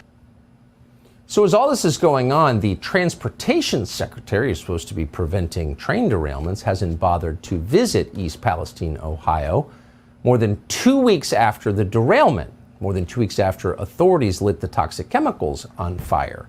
He doesn't have time, but he does have time to do morning shows. He just did. When are you going to go to East Palestine? Well, I am planning to go. When I go, the focus is going to be on action. Look, I was mayor of my hometown for 8 years. We dealt with a lot of disasters, natural and human. And one of Oh my gosh. Watch the police push this. So these are the police on January 6th. And this is a protester was getting pushed up the stairs, so he tried to go around the stairs. Watch this police officer throw this dude off this cliff. Oh my Lord. No wonder they didn't want those tapes to get out. One of the things I noticed very quickly is that there's two kinds of people who show up when you have that kind of disaster experience. People who are there because they have a specific job to do and are there to get something done, and people who are there to look good and have their picture taken. When I go, it will be about action on rail safety.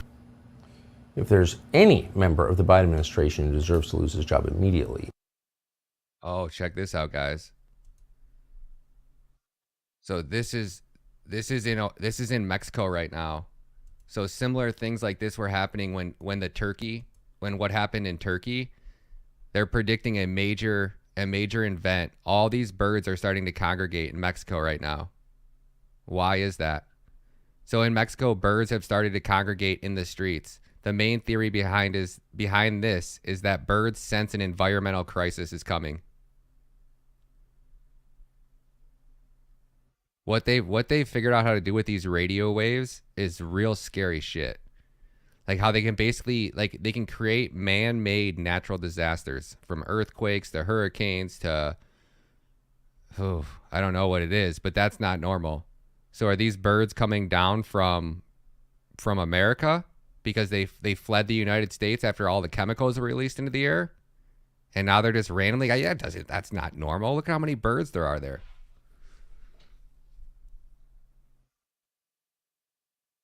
Twitter is so on it with the news.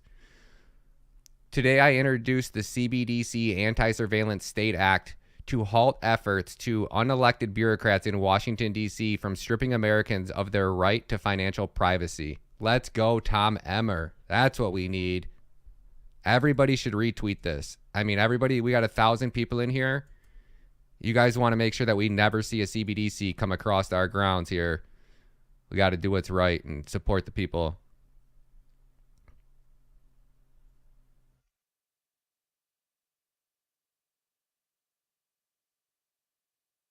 Let me jump back on Fox so I can find some more stuff over here. Oops.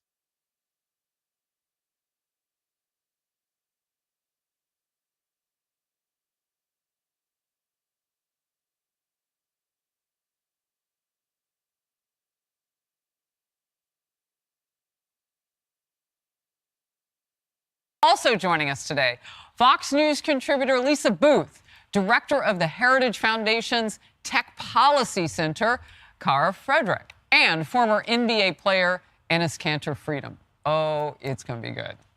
We begin with President Biden now heading home from Warsaw, Poland, where he just strongly reaffirmed the NATO alliance, vowing to defend every inch of NATO territory. And at the same time, Iran and China are now cozying up to Russia.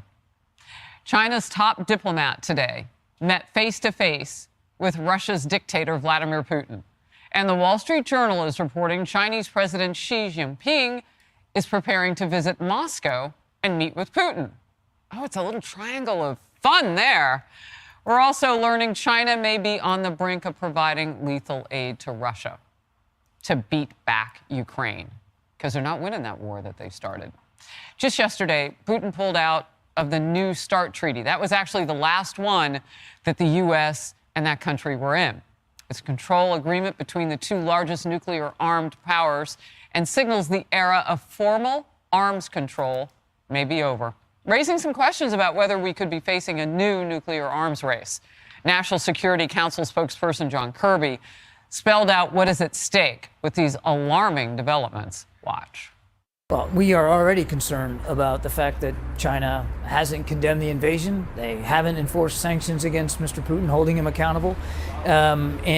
So we have made it clear our concerns that, that we have seen these indications that they might be considering some sort of lethal assistance. Obviously a burgeoning and deepening defense relationship between these two countries while Mr. Putin is prosecuting a brutal war in Ukraine, clearly that would have very, very bad ramifications. So at the Heritage Foundation, I know you do a lot of digging into relationships around the world. How shocked are we that those superpowers have gotten together? Oh, I don't think it's shocking at all. I think we've seen this, especially when it comes to technology and technological development. We've seen exchanges of information between China and Russia for years and years and years. So this, to me, the China aspect, it's not just a data point. Considering delivering lethal aid to Russia, it's going to create a massive problem for us. And this is something that I don't think people talk about often. It's the fact that President Zelensky hasn't ruled out the PRC, the People's Republic of China, from contributing to Ukraine's reconstruction. And we know that China is looking all over the world. Yeah, Venezuela, they've got their tentacles there. Africa as well. So wait a minute, just real quickly, are you saying that China could play both sides here? That they could give the Russians weaponry to beat down Ukraine and then at the same time let us help you rebuild to Ukraine? Oh, Zelensky again hasn't ruled it out. So I don't trust the CCP as far as I can throw them. No one should. Exactly. We've seen surveillance with the Chinese spy balloon. We've seen this over and over again with China. So again, we need to be careful that there has to be an end game in Ukraine. There has to be oversight. And I think I've talked about this before, but this is really personal to me. I hugged my father on the tarmac at Camp Leatherneck in Afghanistan. That's 2 generations deployed to the same war. I don't want my daughter to have to face another protracted conflict like this. So let's have proper oversight. Let's have proper accountability. And yes, let's support the cause of freedom, but we need to make sure that we're doing it properly as the United States. Kaylee, that's a really important, the nomenclature that Kara is using there, because Putin doesn't call this a war. He calls it a conflict, but whatever it is, it's a war.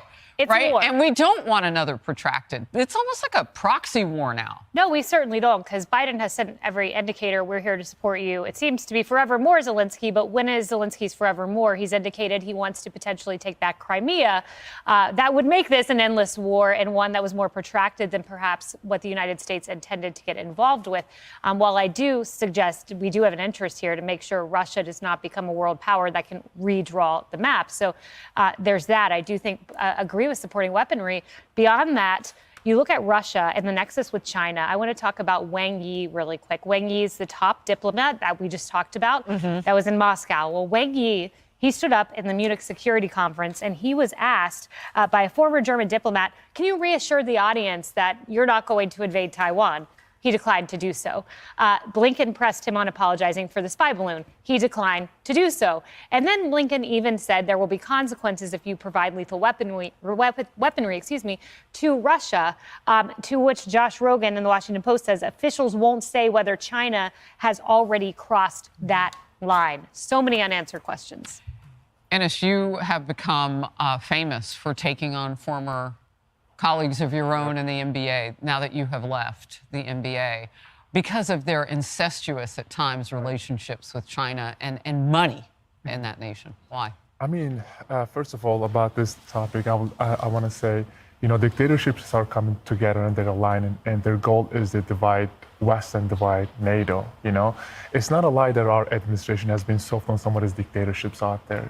Diplomacy and soft soft talk never work with this dictatorship. So I feel like we need some concrete actions.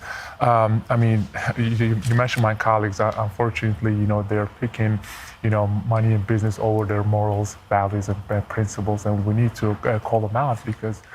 Go ahead. Well, I'm just curious. Do you think they even know? Like, I don't want to put anybody down for not having read, history or any of that.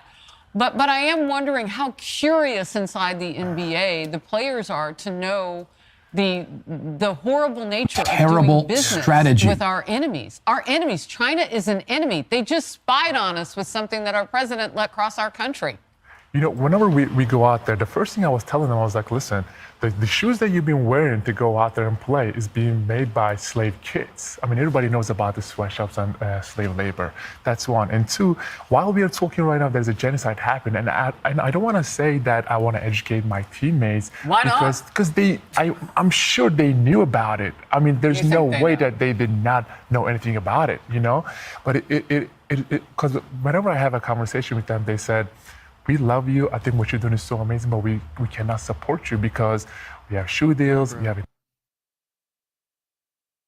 Wow, Deborah, thank you so much. God bless America, U.S. Thank you so much, Deborah. Holy cow. That's way above the limit. You can't do that. But I appreciate it more than you could ever imagine. Oh, my gosh. Thank you all so much for all the donations today. I cannot thank you guys enough. We got over 2,000 likes on this video, and there's still 1,200 people watching. Wow, thank you guys. We'll keep going for you guys. We got some more stuff over here about J6 that's breaking. Thank you so much, Deborah. God bless you as well. God bless everybody in here. It's so nice seeing our country coming together. We're not listening to the fake news. We're not buying their garbage anymore. We're fed up with it. I know I am.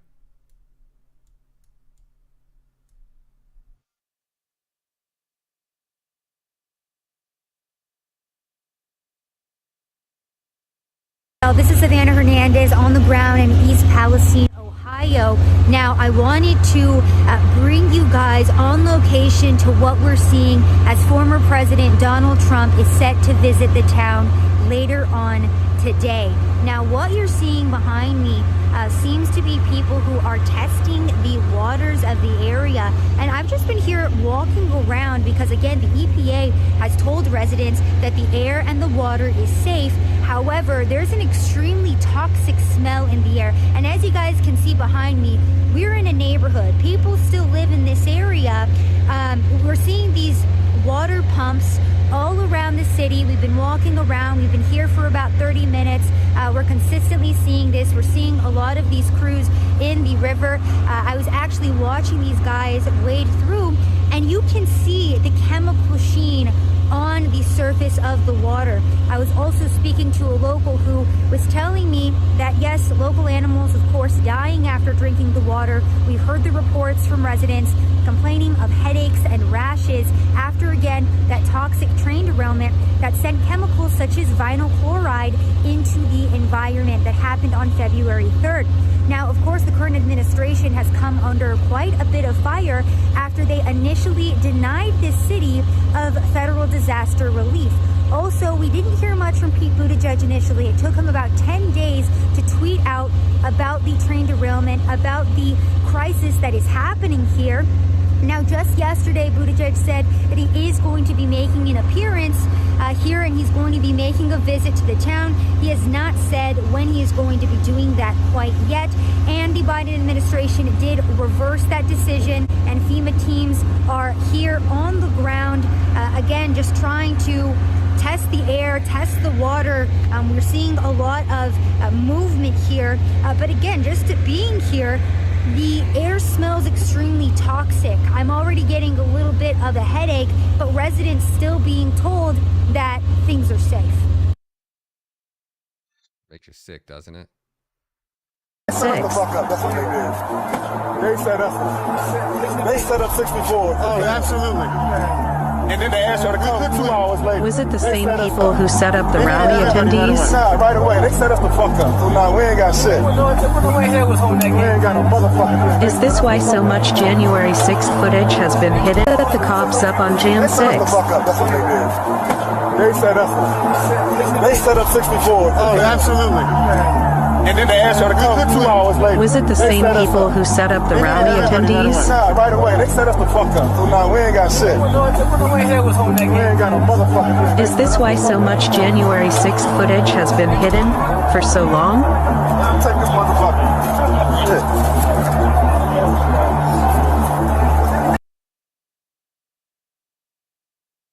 That's the Metropolitan Police basically saying that they set us up, that we are so underprepared for this. They did it on purpose. They set us up.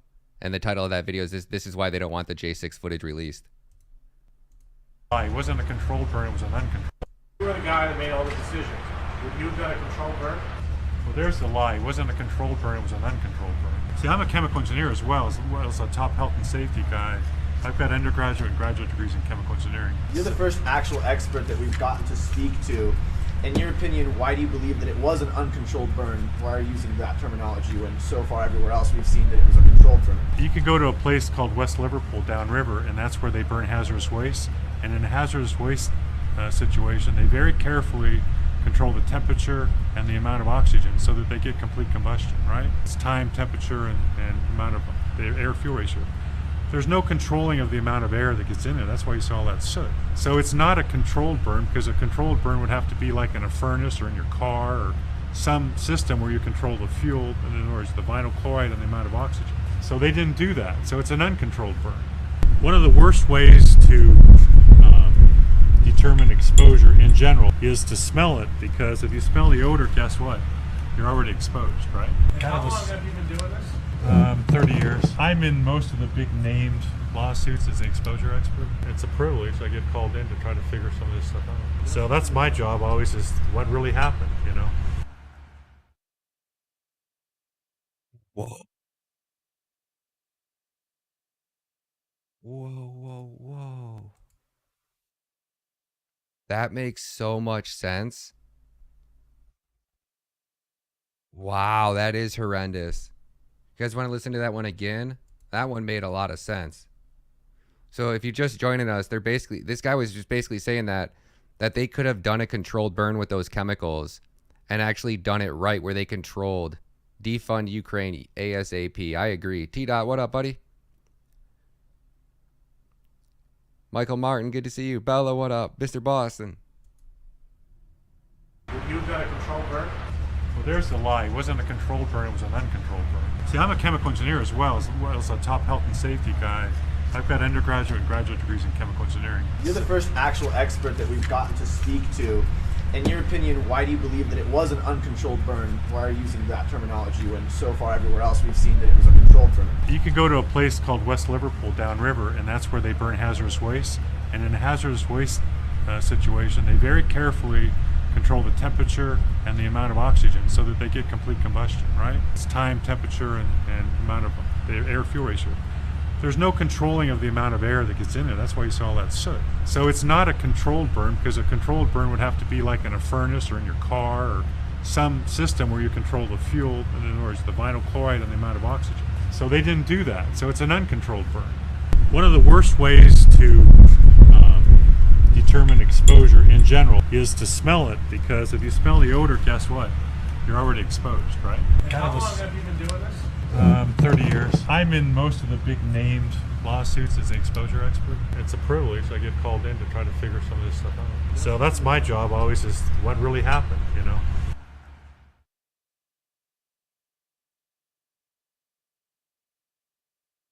Just by reading the live chat with you guys, I'm so, like, it makes me, it's like a breath of fresh air to that so many people understand exactly what's going on here. We are getting played. Our nation is under attack. We are being attacked from all angles. They're trying to attack our food. They're trying to attack our infrastructure. They just detonated a nuke where governor of Ohio and the governor of Ohio signed off on it, which most likely that those orders to do that type of controlled burn and burn hazardous toxic chemicals that have those ratings would have had to have got signed off on, most likely by Joe Biden. So let that sink in. So you just nuked a town where even if it wasn't Biden, it was still the governor of Ohio who signed off on that burn. Whether you guys want to point at the railroad company, it doesn't matter. It was the governor who gave it okay. The railroad company said, hey, here's the options that we can do. And the governor goes, yes, let's light it on fire and let's burn it. Why don't I do crypto anymore? I plan to go back to it, but crypto has no value when these politicians are in office. It's just that simple. Like, what crypto does is it opposes the monetary system of a government. So it prevents the government from basically infinitely printing away your life savings. It gives you a way to store your value. But if you have a rotten, corrupt government that can outlaw or ban IP addresses because you have to use the internet to connect to the Bitcoin protocol. So all the government has to do is go, yeah, we don't like Bitcoin anymore. We're going to ban the IP addresses, and boom, it's done. And you'd never be able to interact with Bitcoin, or it'd be illegal if you did. And they'd outlaw it as tender. And we know Biden, he doesn't care about the laws. He doesn't care about the Constitution. He doesn't care about your rights. He doesn't care about anything. They want to completely destroy the dollar so they can put you onto a digital IDs and track your every move. We're going to be going over some crazy stuff on Rumble later, so if you guys got time to join us on Rumble, definitely come over and join us on Rumble. See what else we got here. So here's another one at J6. With protesters. Oh, there we go.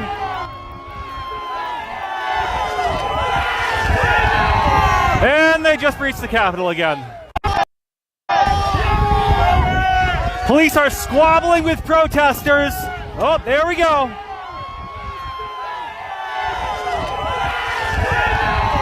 And they just breached the Capitol again. Police are squabbling with protesters. Oh, there we go.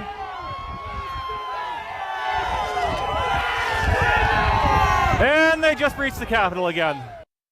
And they just breached the Capitol again. Like, look at these people over here. Like, so these people were already over here, and this was all just the setup. And this is what we saw on video. This is all they showed us, was like the protesters just breaking this, when in reality the cops just moved the gate back and just let them in.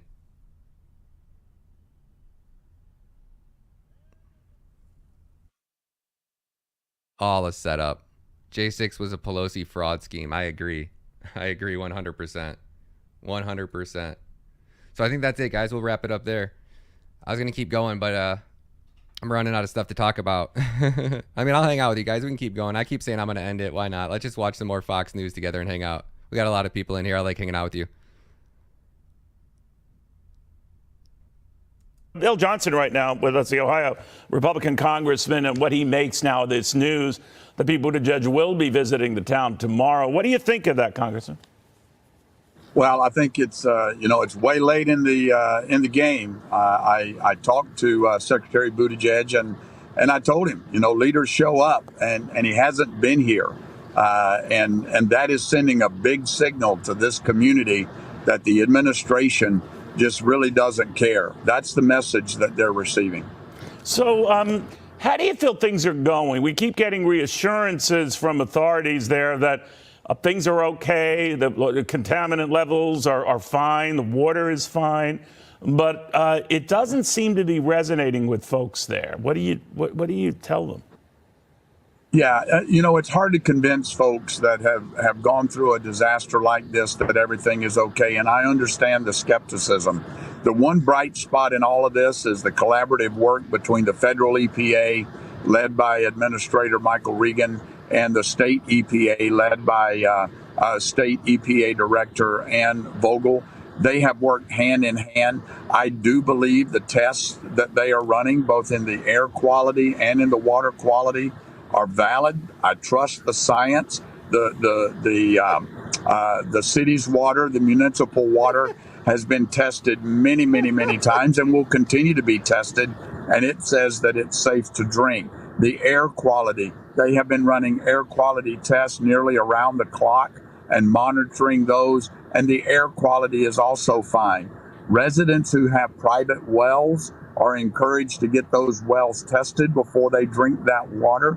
And of all the well tests that have been done so far, those also have come back saying that they're fine. Residents can also get the air tested inside their homes. So there is some positive movement. But look, we're not going to take for granted, and we're not going to be dismissive about any of the concerns the residents here have. They get to determine when this finish line is reached. They get to determine when they're satisfied and when they're not. So, Congressman, obviously the onus for dealing with all of this comes on Norfolk Southern, perhaps as it should. It was behind the derailment back on February 3rd. We're finding out a little bit more about Norfolk Southern's financial protections here and how much insurance it has to pay out. It could go as high as $800 million, or that it has the kind of coverage that could get that high. Assuming things stay as they are now, it seems that analysts who follow the company are confident that will be enough. There's no way of knowing. It's still early, to your point, sir. But what do you think of that? That when all is said and done, Norfolk Southern's overall obligations here will be under $1 billion? Well, I can tell you that Norfolk Southern is on the hook to make this right. It was their accident. They caused this. The governor of Ohio, the governor of Pennsylvania, Administrator Michael Regan from the EPA, and I have said, and I believe that the CEO of Norfolk Southern also understands that they have a responsibility to make this right. So it's going to be a lot of money, but they've got to make it right. They are the ones that have to do this. You know, it seems to me, Congressman, you're a lot closer to this than I am, that the EPA has kind of taken over the role of, I don't know what you want to call it, but maybe the cleanup there. Obviously working in conjunction and calling the shots with Norfolk Southern. But do I have that right? No, well, Norfolk Southern is actually doing the cleanup under the guidance of the EPA, both the state and the federal. But the EPA administrator, Michael Regan, has made it very, very clear that they will, in fact, take over the cleanup if Norfolk Southern does not. All right, and if Norfolk Southern does not, I think Michael Regan, the administrator, also said that and if the EPA has to do this, they will charge 3 times what it would have cost if Norfolk Southern had done what it was supposed to do. Is that right? That I heard him say the same thing. So it would be in Norfolk Southern's best interest to do this. Got it. Congressman, thank you. Joining me right now is the CEO of Hermitage Capital, Bill Browder, who knows the Russian leader Vladimir Putin's evil. United we stand, divided we fall. J-Dog, Moon Money, I appreciate that big time, man. Thank you. Take on the president in Poland and 1 year later. But first, remind our audience, you and I know each other a long time, and we've talked about your story so many times, but we have to remind the audience of what you went through when you came face to face with this evil, and they would not allow you into Moscow. You became an activist investor, wanted changes in the companies that you owned. You were at one point the single largest investor in Russia, but things turned very dark for you, and of course, you're a lawyer. Tell us about it. Yeah, so I was kind of the canary in the coal mine. I was largest investor in Russia. We discovered corruption in the companies we invested in, exposed it, and this got Vladimir Putin and the people around him very mad. They expelled me from the country, raided my offices. They arrested my lawyer, a young man named Sergei Magnitsky. They then tortured him for 358 days and murdered him in Russian police custody in 2009. And since then, I've been on a mission to get justice for him, which has resulted in something called the Magnitsky Act, which freezes the assets and bans the visas of Russian human rights violators and kleptocrats. And Putin has hated me from that moment on. He's tried to kill me, tried to kidnap me, tried to have me arrested through Interpol 8 times, all sorts of other nastiness. And so I got to see, like a good decade ahead of everybody else, what Putin was all about. And I've been screaming from the rooftops that this guy is a murderer. He's a criminal. He needs to be contained. He needs to be stopped. Shut up. Shut up with your warmongering garbage. Bill Johnson right now. Sorry you guys had to listen to that one. My bad. Every once one of the woke ones slips through the cracks. Oh, let's bring on somebody who makes up a bunch of stories from 2009 that we have no clue if are even true. And honestly, there's a lot of rumors out there that tell us that Putin in office today isn't the same Putin from 2009. So maybe it's a different Putin, and maybe that's why this new Putin seems like he's fighting for his country. These warmongers will put anything on here just to convince you that you know, Joe Biden in panic. Let's see what else we got on here. Well, Redacted's going live. Redacted's live right now. That's probably where everybody's at. That's where everybody should be. Redacted's got the best stuff online.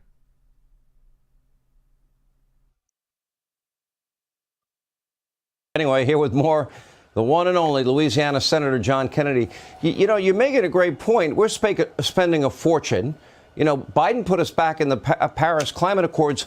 Why would we pay the freight, the overwhelming majority of money for the Paris Climate Accords, and China and India, far bigger polluters? You know, China, in their case, they're putting on a coal-fired power plant every 10 days, and they're a developing nation that pays nothing or next to nothing, and we pay, you know, whatever amount of money we're throwing at this? Well, Sean, there's a lot to unpack here. President Biden, of course, has been president for 2 years. We've learned a few things. We've learned that under President Biden, the Taliban got Black Hawks and unvaccinated Americans got fired. We have learned that under the Biden administration, it seems to be focused with ferocious intensity on the single most important problem today facing our nation, which of course is gas stoves. Now we have learned in the past 2 weeks that China has been sending sophisticated spy balloons over the United States and our military installations for at least 5 years, and sometimes we have known about it and other times we haven't. Now, I'm not blaming President Biden for all of that. I don't know what he knew when, but I do know this. He knows now. He knows the details. And I think he has a moral obligation to go in front of the American people and explain to us what is going on. I don't hate the people of China. I've been to their country several times. I love the people of China. But their leadership has black hearts.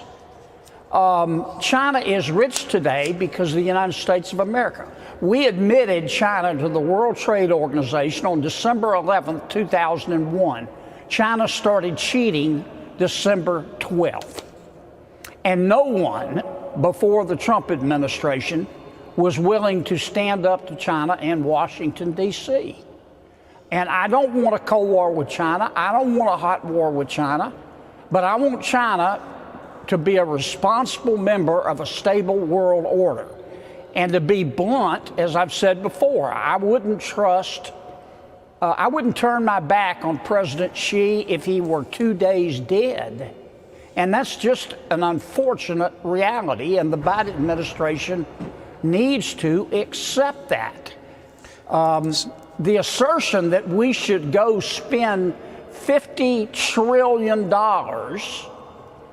on climate change, which will not lower world temperatures a scintilla of a degree unless President Xi will do the same thing, and to be told in a committee this morning by one of Mr. Biden's acolytes that, oh, of course President Xi will do that. You can trust him. You know, it takes my breath away. How do you respond, Senator, to Joe Biden saying it's not a major breach and Kamala Harris saying, I don't think the Chinese spy balloon would hurt our ties? How do you make that determination? And then to add insult to injury, Senator, then the Chinese are threatening us and threatening, retaliation against us. What do we do? Well, with respect to what the Biden administration has said, this is serious. This is serious as an aneurysm. Let me say it again. What we have patched together from these briefings we've been getting, it's like pulling teeth, is that for at least 5 years, China has been sending sophisticated spy balloons that can stop and start and take detailed photographs over our military installations for 5 years. Sometimes we've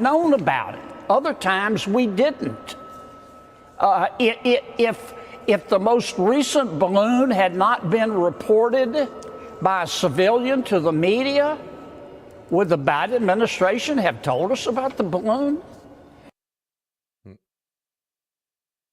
You gotta love how he goes, yeah, respect for the Biden administration. Does anybody in here respect the Biden administration? I don't think any of us do.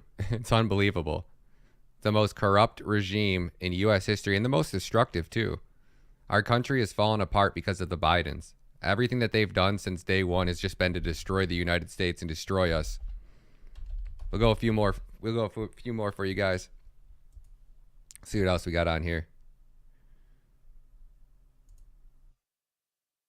See what's going on with the Epstein case. Where did I see that at? Oh, that's not the Epstein case.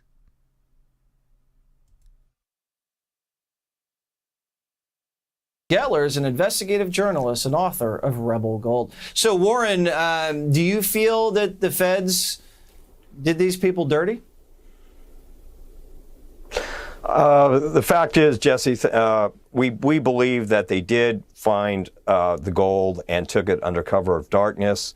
It was unfortunate because we were supposed to be partners in this, and Denny had been working on it for many years, and I had joined Denny, and it was very disappointing. We feel misled, in fact, betrayed by the Bureau for doing this because we went in as partners. So, Dennis, do you think that you were double-crossed, and do you wish maybe you hadn't gotten the FBI involved in the first place? No, I don't think I was definitely double-crossed, but it was the only choice that we could make at the time. I think getting the FBI involved may be one of the best choices I ever made because there's a lot more to come out of this. Oh, what do you mean by that? Well, let's just say there's going to be more diggings done. There's more research to be done. And in the end, I think we're going to prevail. Definitely. Oh, maybe there's more gold under them Nar Hills. So, Warren, does the FBI have a claim? What exactly is their claim that they say it's our gold? Well, they say nothing was found. That's what they're saying. And no night dig took place. Those are the only statements they actually made, Jesse. Their claim would be if the gold bars are stamped U.S. Mint, it would be their gold. You know, Denny and the group never said this is our gold to be, put in personal coffers. It's to go to the Treasury. And then the group Finders Keepers would have a legitimate claim for a finder's fee. This money is supposed to go into this gold is supposed to go into the accounts of the General Services Administration, the GSA, and into escrow. But that we were never allowed to see the dig at night or the actual extensive phase of the dig later in the day on Tuesday, and then on Wednesday, we were also kept in the car. Most of the time, we were confined to the car instead of being on site as they had promised. Well, Dennis, you deserve the money, or at least a finder's fee, and I guess the government deserves some of the money because, you know what, we're over $30 trillion in debt, so even a little bit helps. Thank you guys very much, and good luck in Pennsylvania. It doesn't say what. So it just says investigative journalist Warren blah, blah, blah. Discuss how the FBI allegedly double-crossed them in the search for gold. It doesn't say why or what they were actually doing there. Pretty crazy.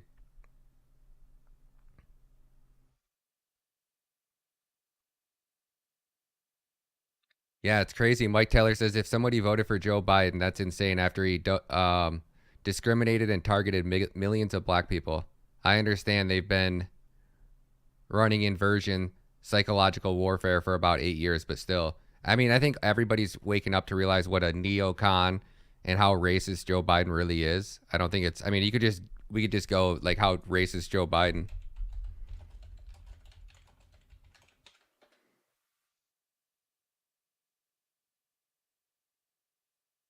I don't want to play it. It'll probably get the stream throttled down. Let's wrap it up here, guys. This time I'm actually going to wrap it up. I'm running out of stuff to talk about. Redacted live coming in 1 minute. All right, that's even perfect. Let's go over to Redacted. Yeah, I'll let you guys watch over on Redacted. I'm going to share his channel. He's got an awesome channel. It's one of the best channels. He's almost at 2 million subscribers, and they got shut down by YouTube twice now. So, guys, swing over to Redacted, show him some love. I'll probably see you guys in the live chat. Godspeed, God bless. Special thanks to every one of you guys who for all the super chats. Rick, gosh, I don't know if I can see them all on here. Rick, J-Dog, Andrea, Emmett, Starise, Big Jims, Jumper DC World, Trump is a real leader. John, let's show these up on stream and show these off for you guys. Thank you guys, everybody, for these super chats. You guys have no idea how much I appreciate that and how much that helps me out. So we got Rick, good to see you, man. Let's effing go. Amber, June, Trump won. Let's go, Brandon. Appreciate you. Brandy Romos, love Trump 2024. D-Gen, I see you. Zach, Trump president, right?